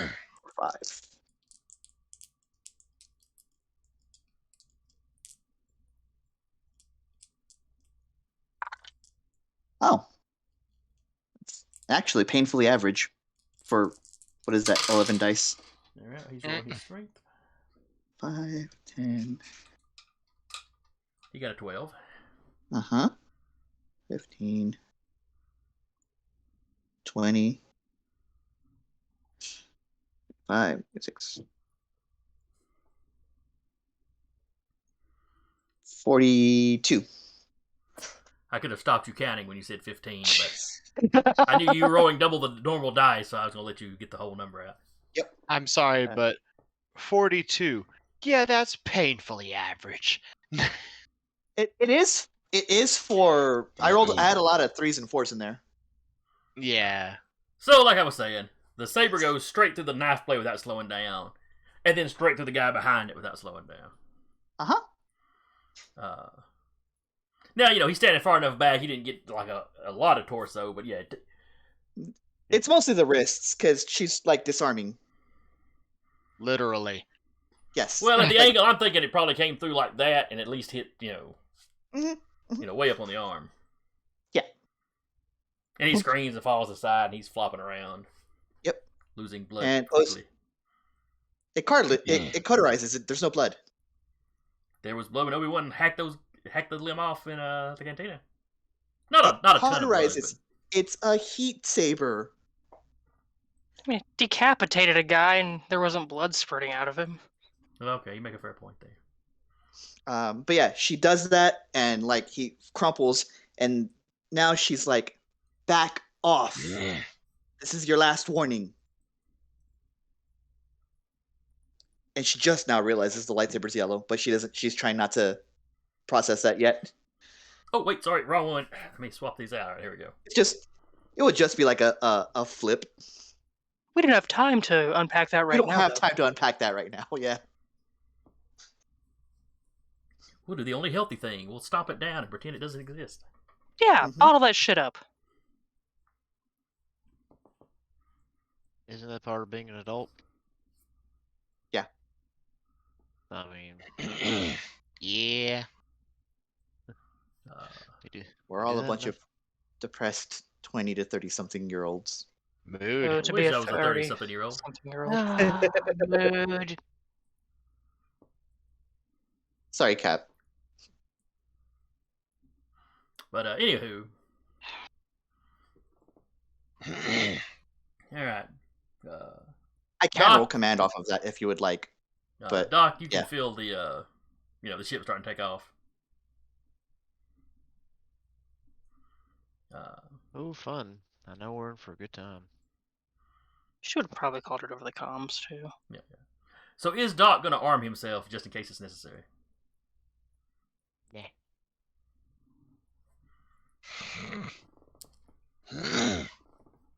All right, then. Starting at the bottom, is there anything Doc wants to do this round? If nobody on our side is damaged, he's just going to keep on trucking. All right. What is Deca going to do, or what is Ozen going to do this round? God, I can't hit. I can no longer hit with. Well, do I get my point back immediately for defending the king? Because there's the after session if I'm doing it for good, and I just lose it if I use it for evil. But if I do it heroically, I just get the point back immediately. Because as it stands, I can no longer hit. I can no longer hit with my lightsaber. I'm going to say you get it back immediately. Mm-hmm. Because, heroically defending the king. Yep. And not trying to just butcher everybody, not even trying to butcher all the attackers. You're giving them all the chance in the world to run. Yeah. Then on her turn, she is just going to hold the lightsaber like this and just point against the other assailant who, in my head, she's closest to the king, and she's looking at the king and saying, can you do? I don't know if they speak basic. Can you say back in your language? That's what I'm trying to get them to do. Yeah, he'll start barking. Yeah, something in their native language. Mm-hmm. I'm just holding the lightsaber against them, and it is my intention to try to command them to pull back instead of active combat. Okay. All right, Sarah. Are you landing the ship, or what are you doing? I mean, she's gonna get low, but if she tries to land, it's not a small ship. Nope. She would possibly crush some of the allies, and well, you could go be a little over to one side. The ground's probably rough safer over there, than her. You could land the ship. Probably safer than her trying to hover. Let's be real. If you tried to hover steady enough to drop the gangplank, then yeah, that would involve a roll for sure. Yeah, she wouldn't. Yeah, she's not that kind of a pilot. Yeah. She will start it into landing, give the controls to R2, and say, hey, if Captain calls for the gangplank to be dropped, drop it, and head towards the turret. Okay. I'm guessing she can't take a shot this round, but she is heading that way to take shots if needed. All right. Then yeah, you get comfortably in the turret this round. Headsets on and everything, and spins it around. Can she turn it on to it? Can it glow ominously? Well, since you're in an atmosphere, maybe they hear it powering up. Cool. But it's a Bronze Age society, so they don't know what a capacitor the sound of a capacitor filling up. They don't know what it is. Except for the ones that were there when the building got tore up. True. But those two guys are convulsing on the ground, so. All right. Sarah. Cap, what are you doing this round? He's going to shoot the next guy getting close to him. All right.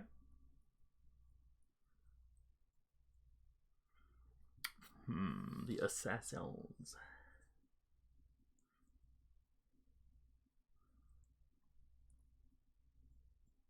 They are going to continue attacking. For sure, those of you using guns, they continue to try to bum rush. The one that's left on Ozen is going to kind of backpedal and then throw the dagger. at Ozen. Okay. Ah, shit.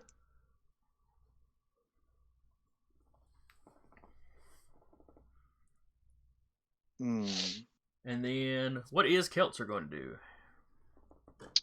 Shoot. All right. And Yeah, how you- many dice am I rolling with? 2. I'm trying to figure out how many dice. So I've dodged. Does that take that out of my blaster dice? Or just out of my dodge dice? Okay, well, this is a new round. Okay. That's all within one round. That's, All right. Basically the multiple actions in one round penalty. Okay. So you're starting fresh. Okay.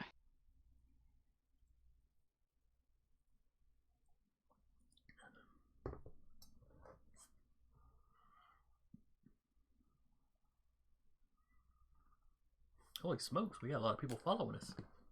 Hey. Welcome to the Oh, wait, party. wait. Never mind. One of them was just now. The other one's from a day ago. My bad. Got yourself excited there. Oh.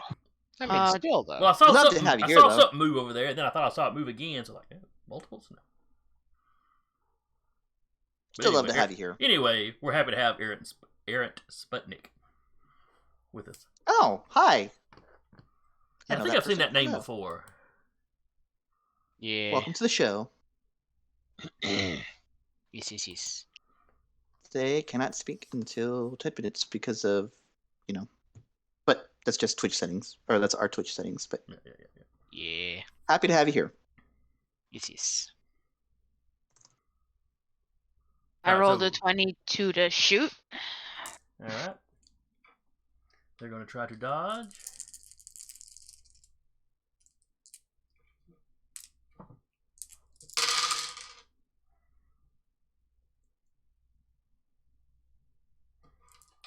All right, so they got a 20. You beat them by 1.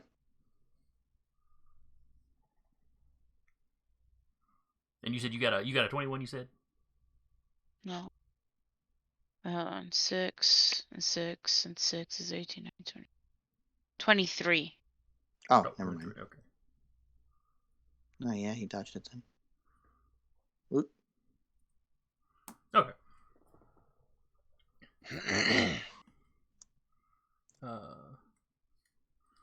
So you got a 23. He got a 20. Oh wait, 20 plus.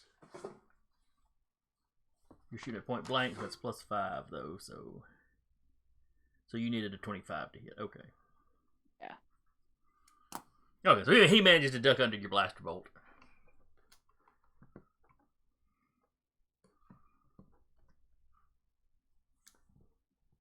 Then it is the Troca's turn.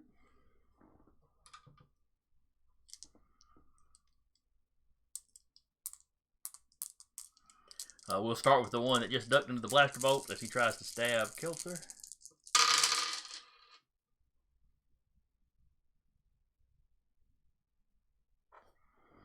He got a Getting 20. stabbed. Yes, he is trying to stab you. Alright. Gonna He dodge. got a 20. 5.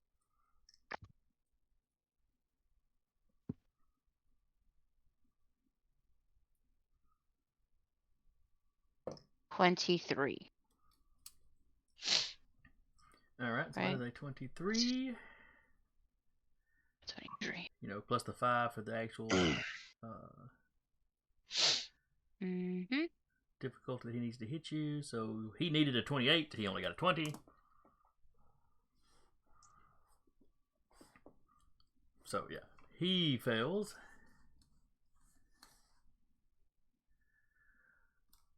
Let's see.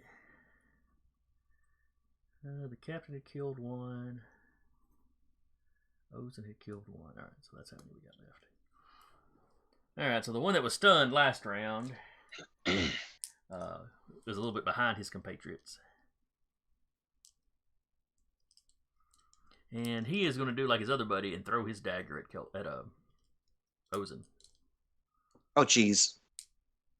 Wasn't that the one that was on? Whatever. Sure, glowy stick, big threat. Cut a guy in half in front of him, Yeah.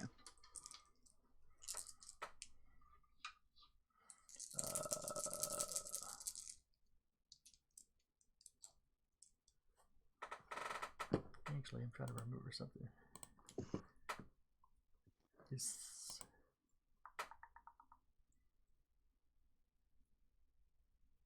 Well, it would still be deck space, so I don't guess there's not going to be a difference. Alright, let's see. Alright, so we got a 14. I will attempt to do that, I guess.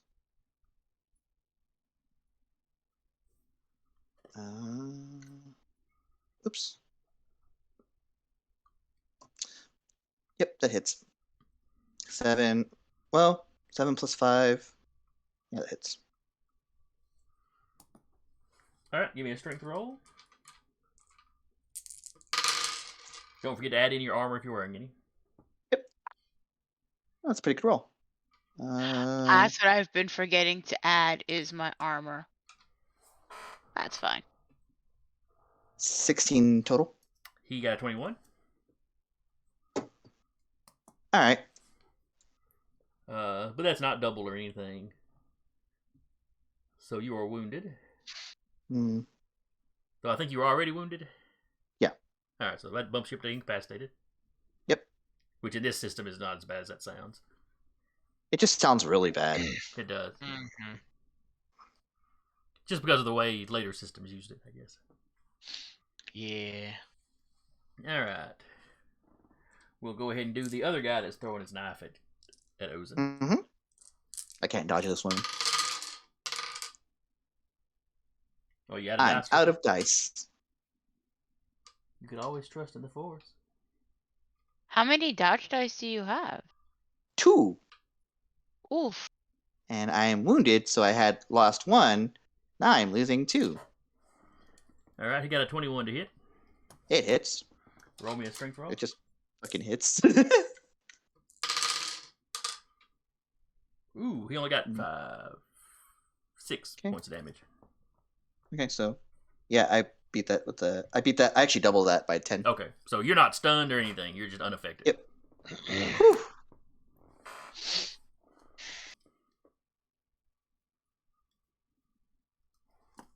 There's 2 daggers sticking out of Ozen right now. It's the scene from Ace Ventura. Ah! Ah! It's in the bone. It's in the bone. Not that I remember those movies at all. Anyway, the baby rhinoceros scene doesn't haunt me in my dreams. All right. So yeah, you've got 2 daggers. Owen's got 2 daggers sticking out of her now.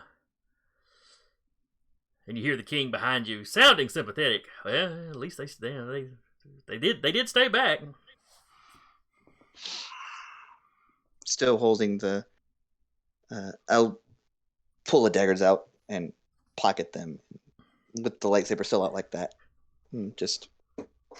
What's the Jedi doing? Back up the king. Deciding that they never know when they're going to need poison daggers. Apparently. Yeah, I'm just like this with the hand at the king, like let's fall back.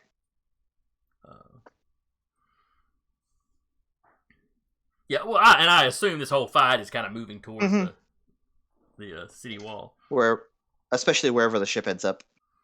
Especially if we start seeing it overhead on Io's turn, so we're moving in that direction. All right, so that's those 2. All right, another one's coming after you, Captain. Gotcha.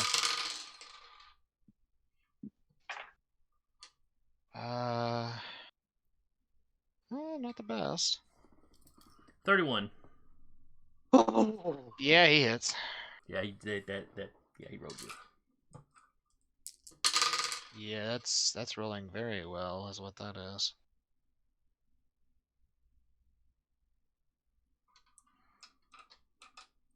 All right, you got a 16 on the damage.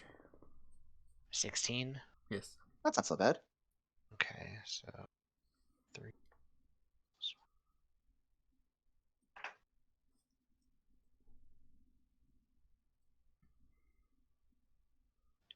14.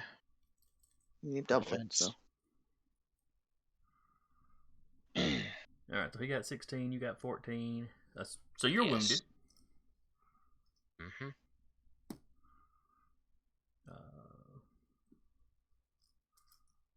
To be clear, this poison is the one that only affects the avians. Well, none of you have been poisoned by it yet, so you're really not sure. Yeah.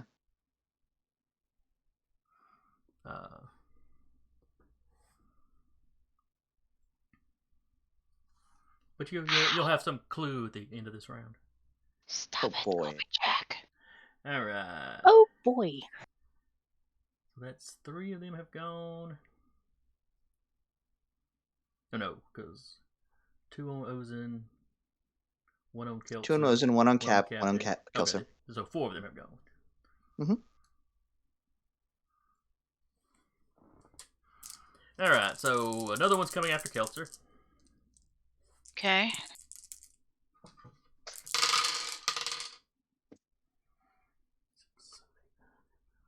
How many more are left? 24 to hit. You rolled a 4? To hit? I said 24. 24 to hit. Oh. I heard 4 to hit, and I'm like, 4? Shit. They roll more dice than that. That's concerning. They're very good at what they do. And what they do. Right, that's 23. All right, so they got 24. You got 23, plus the 5 difficulty on the knife. Which means they needed a 28, so they miss.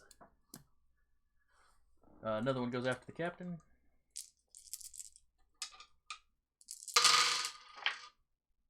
Ooh, that one did not go as well. 6, 7, 8, 9, 10, 12, 13, 14, 15. 15 to hit. With the point blank, that would be a 12 for dodging. Okay. So a total of a 12 with the dodging. Yes. All right. Then you are wounded. I mean, I'm already wounded. Well, that would bump up to incapacitate then. Well, I still need to roll. Strength. Damn. Yeah, armor. Oh, I forgot about the damage. I was jumping ahead. Because, yeah, the damage. This isn't Scion. Yeah, I know. Or vampire, for that matter. Yeah. 15 points of damage. I got 9 for strength. Yep. So, yeah, I'm incapacitated. Yep. Oof. All right, then it's the last 2. No, last 1. Jesus. There are like 9 of them that rushed you.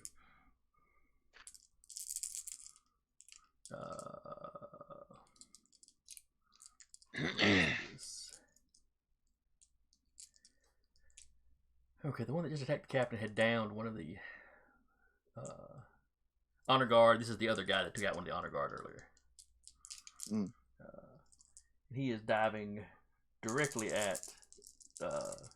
He's beelining for the king, but the advisor has gotten between them. So basically, he's going after the advisor. Oh, god dang. I hate that. So that's 12, and 12 is 24. 6, 7, 28, 29. The advisor wasn't dodging. He was literally trying to take one for the king. Did he? Oh, yeah. The part of the building we blew up when they rebuilt it, it's going to be named after that guy? Possibly. Okay. That's 14 points of damage. This advisor is a dumpy little office dweller, basically. Or palace dweller. So, not much in the way of strength.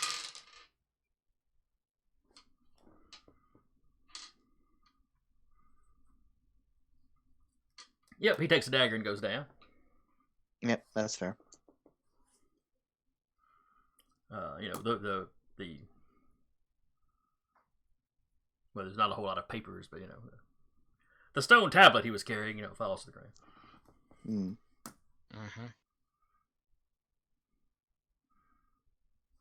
That's all of them. So then the captain goes.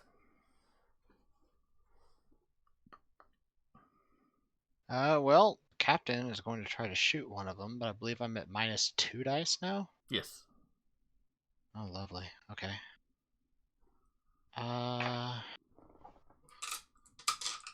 That's a 13 to hit. All right, they're dodging. They've all taken an action. The action penalty.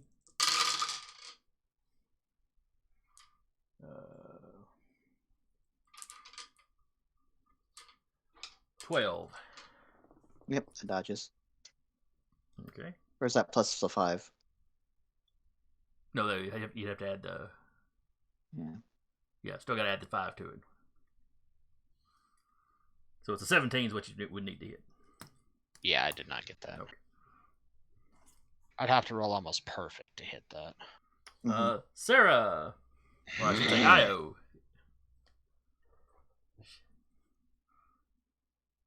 Okay. Oh, wait. Is this the. Yeah, that's Yeah. Cap, Ayerza, Io, and then me.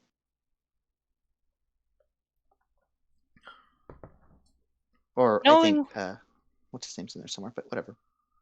Knowing what she knows about the guns and all that, would she be able to make a shot at like an empty spot of ground near them without hitting them? Is there enough empty ground? Yes. And she's at least 98% certain it wouldn't hurt any of them, including the other kings and their guards and stuff. All right. Give me a roll. Oh boy. Well, she's asking if she would know this. Otherwise, she's gonna like shoot like into the sky, kind of. It's absolutely possible to do what she's wanting to do. Okay. The question is, how far away from him is she trying to get? And is she going to properly judge that? If she has any doubt that she could not make this shot, seeing that 2 of her group are down, she's gonna shoot like into the air with enough like whatever she has to do to make it louder than like intimidating. Okay, well, give me a starship gunnery roll. Okay.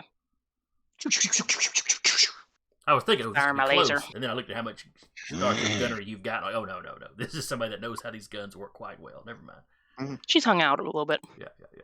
23? Oh yeah. You spot it just close enough that like some of the baddies fighting your friends get showered with dirt that blows up from the thing, but not. Okay. Then she will take that shot and make the gun in the most like obnoxious anime weeaboo kind of way, just making noise and glowing. And over the intercom, stand down or I will make another crater in this little moon. No crossing the streams.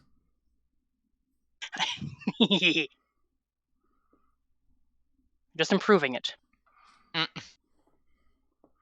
Cosmetic surgery. Yeah. It's like a homage tattoo. Some of the advancing army slows down a little bit. And she'll direct R2 to kind of land. He starts the landing procedures. You've definitely gotten everybody on the battlefield's attention. Doc, I think some of ours are hurt. Right. Time to get some medicine going. Time to keep those liquids inside of people. All right. Ozen. Doing what I said I was going to do. Saying, back off. Like, she's breathing a lot heavier now, but she is absolutely, like, saying this. All right. And is trying to, especially with this counselor lightsaber out, like, trying to embody that, like, her master, basically. All right. And then Doc, what you going to do? He is going to make his way over to the captain and provide some healing. All right. Healy juice time. So basically, you're at the back ramp the second R2 sets the ship down and the door drops. You're heading down the gangplank. Yes, sir. BL kind of follows behind you, but he stops at the bottom of the gangplank because his last orders were basically defending the ship. But from down there, he tells you he can provide some cover fire while still maintaining ship security.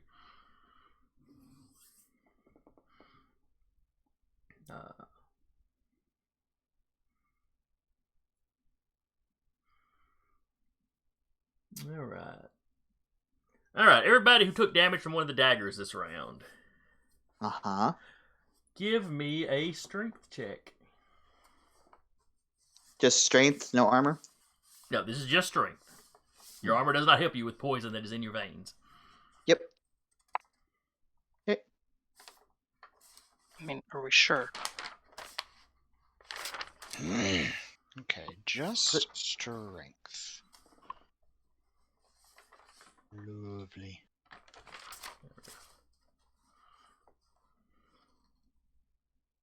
These daggers aren't some, the poison, some fancy radiation, right? No.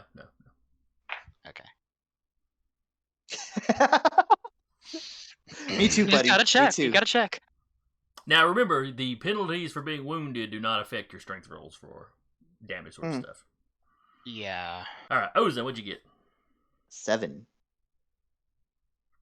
Oh, pal. You start having convulsions. Okay. Just on instinct of that, she'll deactivate her lightsaber because that's probably bad to have when you're convulsing. Like she'll the last bit of strength she has, depower the lightsaber.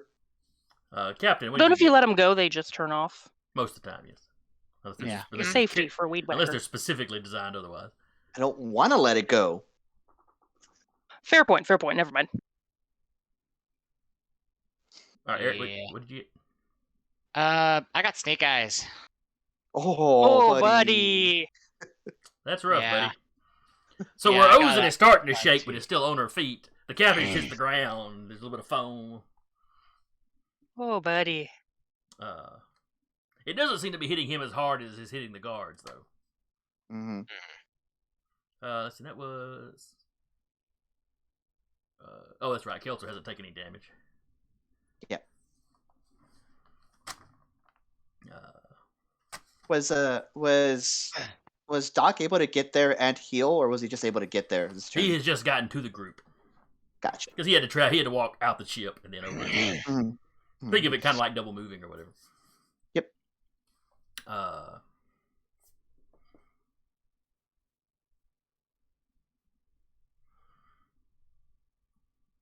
Let's see. Then we go back to the top of the order. Well, we start the next Bottom round. of the order. And I'm going to assume that Doc is going to start. Who's Doc going to beeline to first? Ozan looks badly hurt. The captain's on the ground convulsing. 2 of the guards are on the ground convulsing. And the king's functionary is not convulsing, but is bleeding very heavily.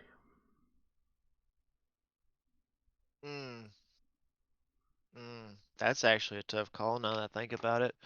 There's a droid, so we'd just be doing triage. This is just what you think was going to happen at the moment, but you if you look over to Ozan, you do see she is shaking a little bit. She's with the king obviously stabbed up, but yeah. Obviously stabbed up, but also looking towards the ship. Doc, give me a medicine roll. Alright, please hold. Ozan just giving the most awkward of thumbs up, I'm okay, really? Oh no, she's not okay, and she's not going to hide it, but she's moving to the ship versus the person at his feet who is convulsing. Crap. There's medicine. Jesus, yeah. Alright, so on a 29. Alright, Ozan is the most badly injured person here. that's still alive. The captain is somewhat injured, but it's clearly that poison that you've already treated before, from the assassination tip on the king. So you know that stuff's not life-threatening. Yeah, it's going to mess up the captain, but it's not going to kill him. Right. The functionary, you're pretty sure is already dead. That cut must have hit an artery. So even if he rushed over to him, he wouldn't save him. Yeah, you don't think you could save him. No. He's going to go with the logical choice out of the crewmates, and even though the captain is convulsing, he has the information about the poison, so it's like, Ozen. So you're just going to see that lovable droid just start rushing up to you, tools and medicine out, just coming at you. Stabs me with a needle, like, fuck, what the? Like, almost instinctively. The only way to help you is to stab you. Yep. I can't heal you if I can't stab you. Hold still. All right, so you make I think it's a medicine roll again. Sure.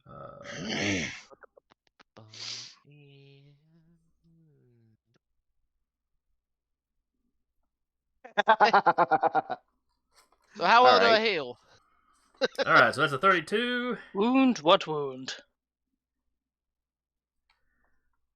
Am I using the regular healing table for this? That's up to you, Cat. Oh, me. I thought we had looked it up at some point. We probably did what we're really good at, and we're like, we'll look into that over the course of the week.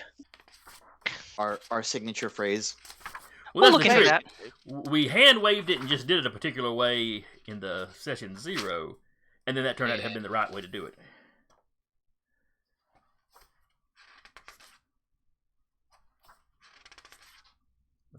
The sad thing is my memory does not recall what that was that we did for BSery. I'm not on my computer, or I would just go into the file. Mm-hmm. It's on the drive, but again, this isn't my computer. All right. I believe it's the technical. Medicine is technical. Mm-hmm.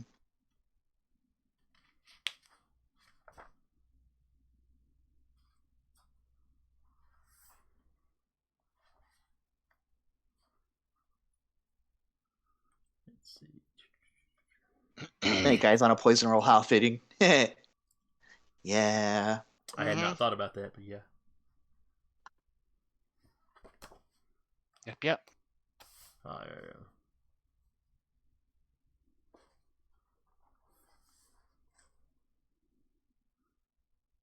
Page 53 is apparently where the healing stuff is. Mm-hmm. All right. So med packs, because that's effectively what you're doing. All right. If the user rolls equal or higher to the difficulty number, he has treated the injured character. A treated character's wound status is reduced by 1 degree. That is, mortally wounded characters become incapacitated become wounded become uninjured. But the character's wound status can only be reduced by 1 degree. Mm-hmm. But I think also the trick is you can only do that like twice a day, I think, with med packs. Yeah. It may actually only be once. So double check. Yeah, you can't keep just pumping it into them. But you also, Doc would also have had some of the cocktail to negate the this poison he's run into before. So okay. So Ozen goes from incapacitated to wounded, and the poison is no longer effective. The tremors stop. You're steady again. So in her first act of being steady, she just feels a prick on the back of her shoulder or something. Pulls out the lightsaber instinctively. This time it's on the purple side, and it's like, no. Oh. You saw the ship land and Doc run up to you. So okay, you've got better situational awareness than that. For a big clinky droid to sneak up on you. Clink, clink, clink, clink, clink, clink, clink. That's one person healed. More to go. But the fight is effectively over. With the ship showing up, the Troker are taking off. They at least know better. I mean, you can sit there and try to pick them off as they're running, and you'll get some of them probably. But deactivate the lightsaber again and usher the king towards the ship. Do we want to usher the other people on the ship? The who's? The other guys that were being attacked, are they still around? Well, the people assaulting them are running off too. You look around, and 2 of the kings are on the ground convulsing. But they're not dead. Dronha seems to have taken a fairly bad wound. I mean, not any worse than Ozen. But he's on the ground. Rudo's on the ground. Doesn't look like Rudo. You can't actually see where Rudo's injured. Clearly they got him somewhere, but you figure it's mostly the poison that's got him. Several of the guards are laid out.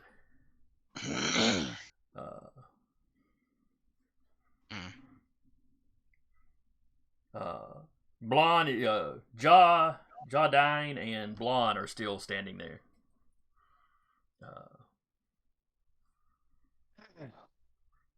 Blonde's sword is just coated. And you notice 3 of the Troka assaulting him are laying around decapitated. Nice. He was having a great time. Mm-hmm. He's got a smile on his face. I mean, do what you love and you never work a day in your life. Mm-hmm. So the saying goes.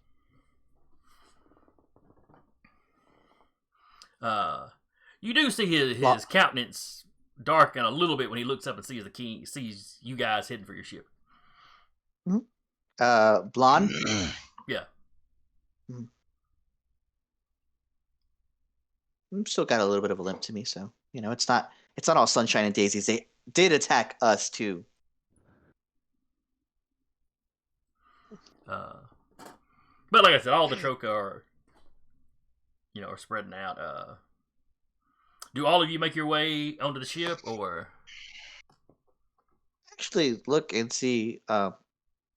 There's none of the honor guard besides me and Kelser and Aerda are good. No, the other 2 honor guard are on the ground convulsing. Okay. Well, Doc would make his way over to heal Yeah. anybody that's convulsing or can be saved. Yeah, and one of them was wounded, and one of them was incapacitated. You get them up and mobile.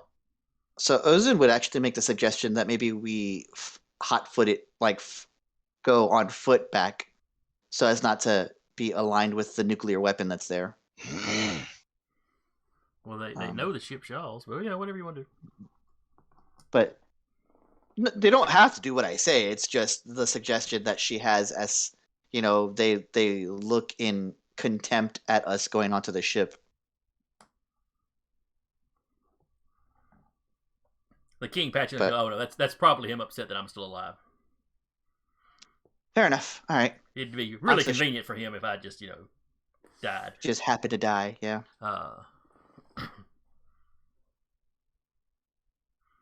But the 2 honor guard, grab the functionary's body and haul it to the ship. Mm-hmm. It's gonna smell like rotting bird fur. Dude, he just died. Yeah, man. Have some respect. Ozen isn't saying that out loud. Jeremy is. But be careful of salmonella because it is raw chicken. Mm-hmm.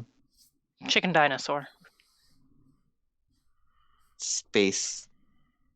Chickenosaurus.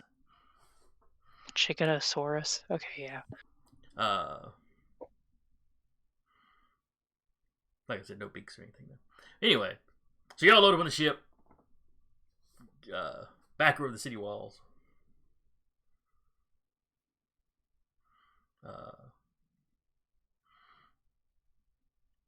There is a flurry of messengers sent back and forth. All the kings survived. A few of the honor guard, a few of their honor guard, died.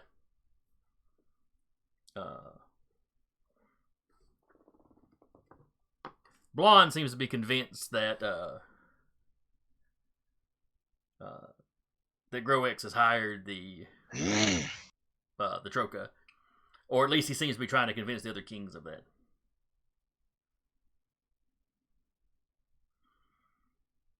So you basically got, the way it comes out is you've got him claiming,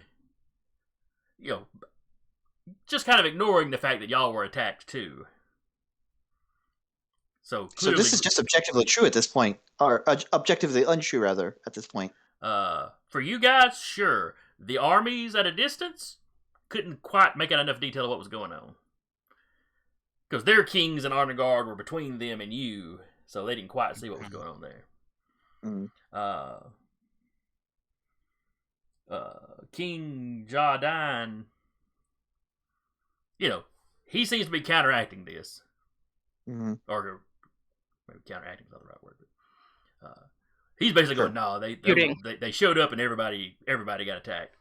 The two that are convulsing, they were taken out so quickly they're not sure what was going on. They were distracted and focused on their assailants and didn't really see what was going on,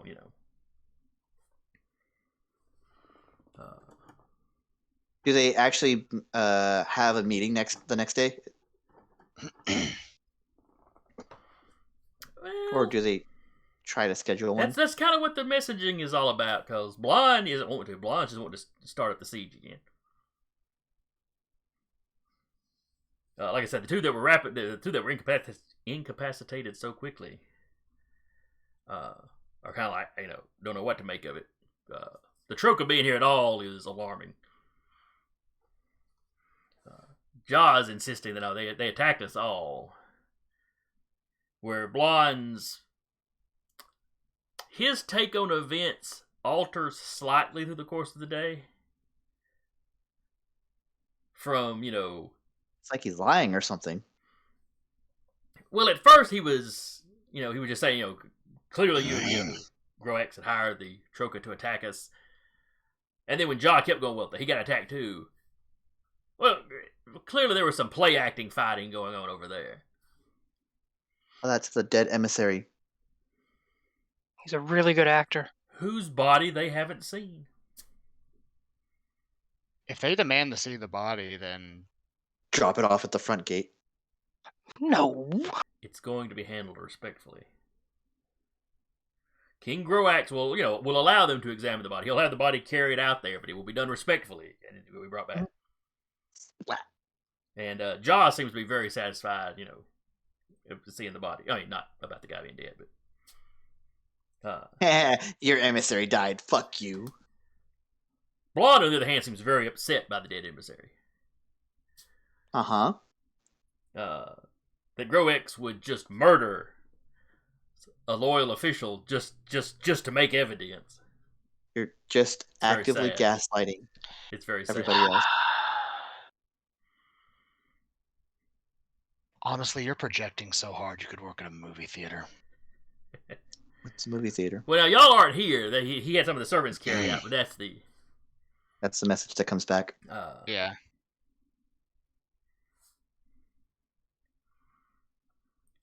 But yes, they are in the end. They are planning to have the meeting the next day. Okay. Blonde kind of loses that argument amongst them. But in addition to the honor guard, they're basically going to have mixed forces of some of Groex's guys, and some of theirs. Kind of just marching around in the open space around the pavilion. Kind of kicking at the dirt and stomping on, Like it's like when you're trying to get it's like when you're trying to walk in the brushes and trying to make sure snakes aren't nearby. You instead of walking like you regularly do, you kick the grass a little bit. And immediately around the pavilion, they're gonna put out some of the red stuff. Both sides mix up as much of that as they can manage to in a night. Yeah. So you've got a good, little 6-foot ring of the stuff around the pavilion. I like the idea that they just have it's like a salt circle. Yeah. Keep the demons at bay. It just lets you know if they're coming. I will say there's that, and Ierta will actually keep the ship parked nearby. Mm-hmm. So it's easily within visible sight of the kings and the army. But some distance, like maybe it's up by the park in front of the city gate, which would still give it Still kind of an visible uphill from where view they of are. everything. Maybe close enough for R2 to kind of be keeping an eyeball. Yes. Yeah. He could absolutely, look at the area. Also close enough to be a deterrent. Well, yeah, you could reach out and touch somebody at quite a distance with that thing. Mm-hmm. It's meant to be a catapult. Basically, the captain's point of view at this point is if it comes down to like rah, like I'm gonna stop listening to everything you say, screw you, buddy. He's basically gonna go, do you want me to destroy your army? I'll do it. Want to? We want you guys to. Shut up and listen. We want you guys to like come to this agreement all on your own, but you're making it hard. We'll force you there if we have to. Yeah. Basically, he's at the point of you're keeping me from getting paid. You're annoying me now. I want my Poisoned. sword. He wants the 17. He wants the 17.5 grand, and he wants the sword for his collection. And this siege is preventing that from happening. All right, so this is the plan going. This is the plan for the meeting the next day. Yeah. It's just a little bit early, but we're gonna go ahead and wrap now. All right. Because there's some stuff may go down during the night. That's all I'm saying. But we don't have time to get into that right now. Mm-hmm. Sure we don't. Sure we don't. No, we got 15 minutes. It take a little longer than that. Mm-hmm. Just simple stuff's gonna be going down during the night, though, guys. Don't worry. Yeah. Big wooden horse shows up outside the door. I love those. They really like horses, so they just roll it right in. Yeah, it's a nice horse. It's free real estate. Yeah. What's a horse? I have no idea, but I like it. Mm-hmm. Better look good right in front of the castle. Let's roll it in there and have a feast. Right inside, yes. Just light a fire nearby. Get everyone from the town. That one guy to the side's like, I think we should set it on fire. But it was a gift. You don't do that to gifts. That's how they invent Burning Man on this planet. The Wicker Man. Both. Yep. Both. There. So anyway, I hope y'all had fun. I enjoyed it. Mm-hmm. Hope everybody that came by will come back and see us again next week. Yeah. Now, before we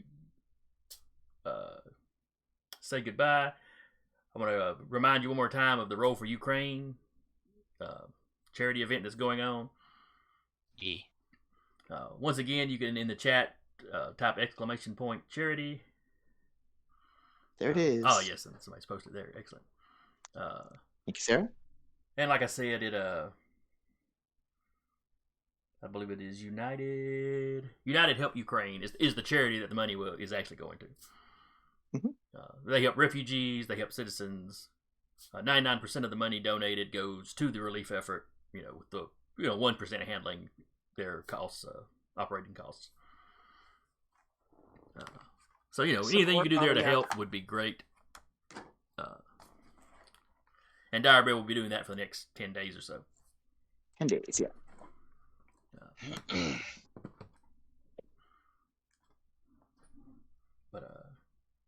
So anyway, but if you're looking for some more gaming this week, Dire Bear has got some more gaming going on, don't they, Jeremy? I thought you were just gonna go through with the rest of the announcements. You had it. You had them eating out of the palm of your hand. Everybody's names. Oh, because I'm so great at it. Anyway, first of all, hello everybody who has come in from wherever you may have come from. You can tune in tomorrow for False Skull Nights with the storyteller there known as the Bard. The Bard. The Bard. That is, and the rest of these games are Dungeons and Dragons 5th edition. So, if that's your bag, that's your bag, and I, respect. Tune in Thursday for if she kills me for pronouncing this wrong, it's fine. But the Moirai Pink Rambo on a Knight's Ransom. Saturday is the Stolen Cities with Lore Keeper Alex. And then Sunday is Varenheim with Storyteller Trail. Monday, I do not know if they're starting it yet. Otter, if you're in the chat, you can confirm, deny. But the Troubleshooters should be coming back for their final season on Monday. They're more like a seasonal based version of D&D 5e. And then you can just come back to us on next Tuesday for ostensibly, the continuation of this wonderful charity drive towards United Help Ukraine. And you can get to watch us play Star Wars in Remnant Shadow, a Star Wars actual play. Very well done. Thank you. And we will see all of y'all later.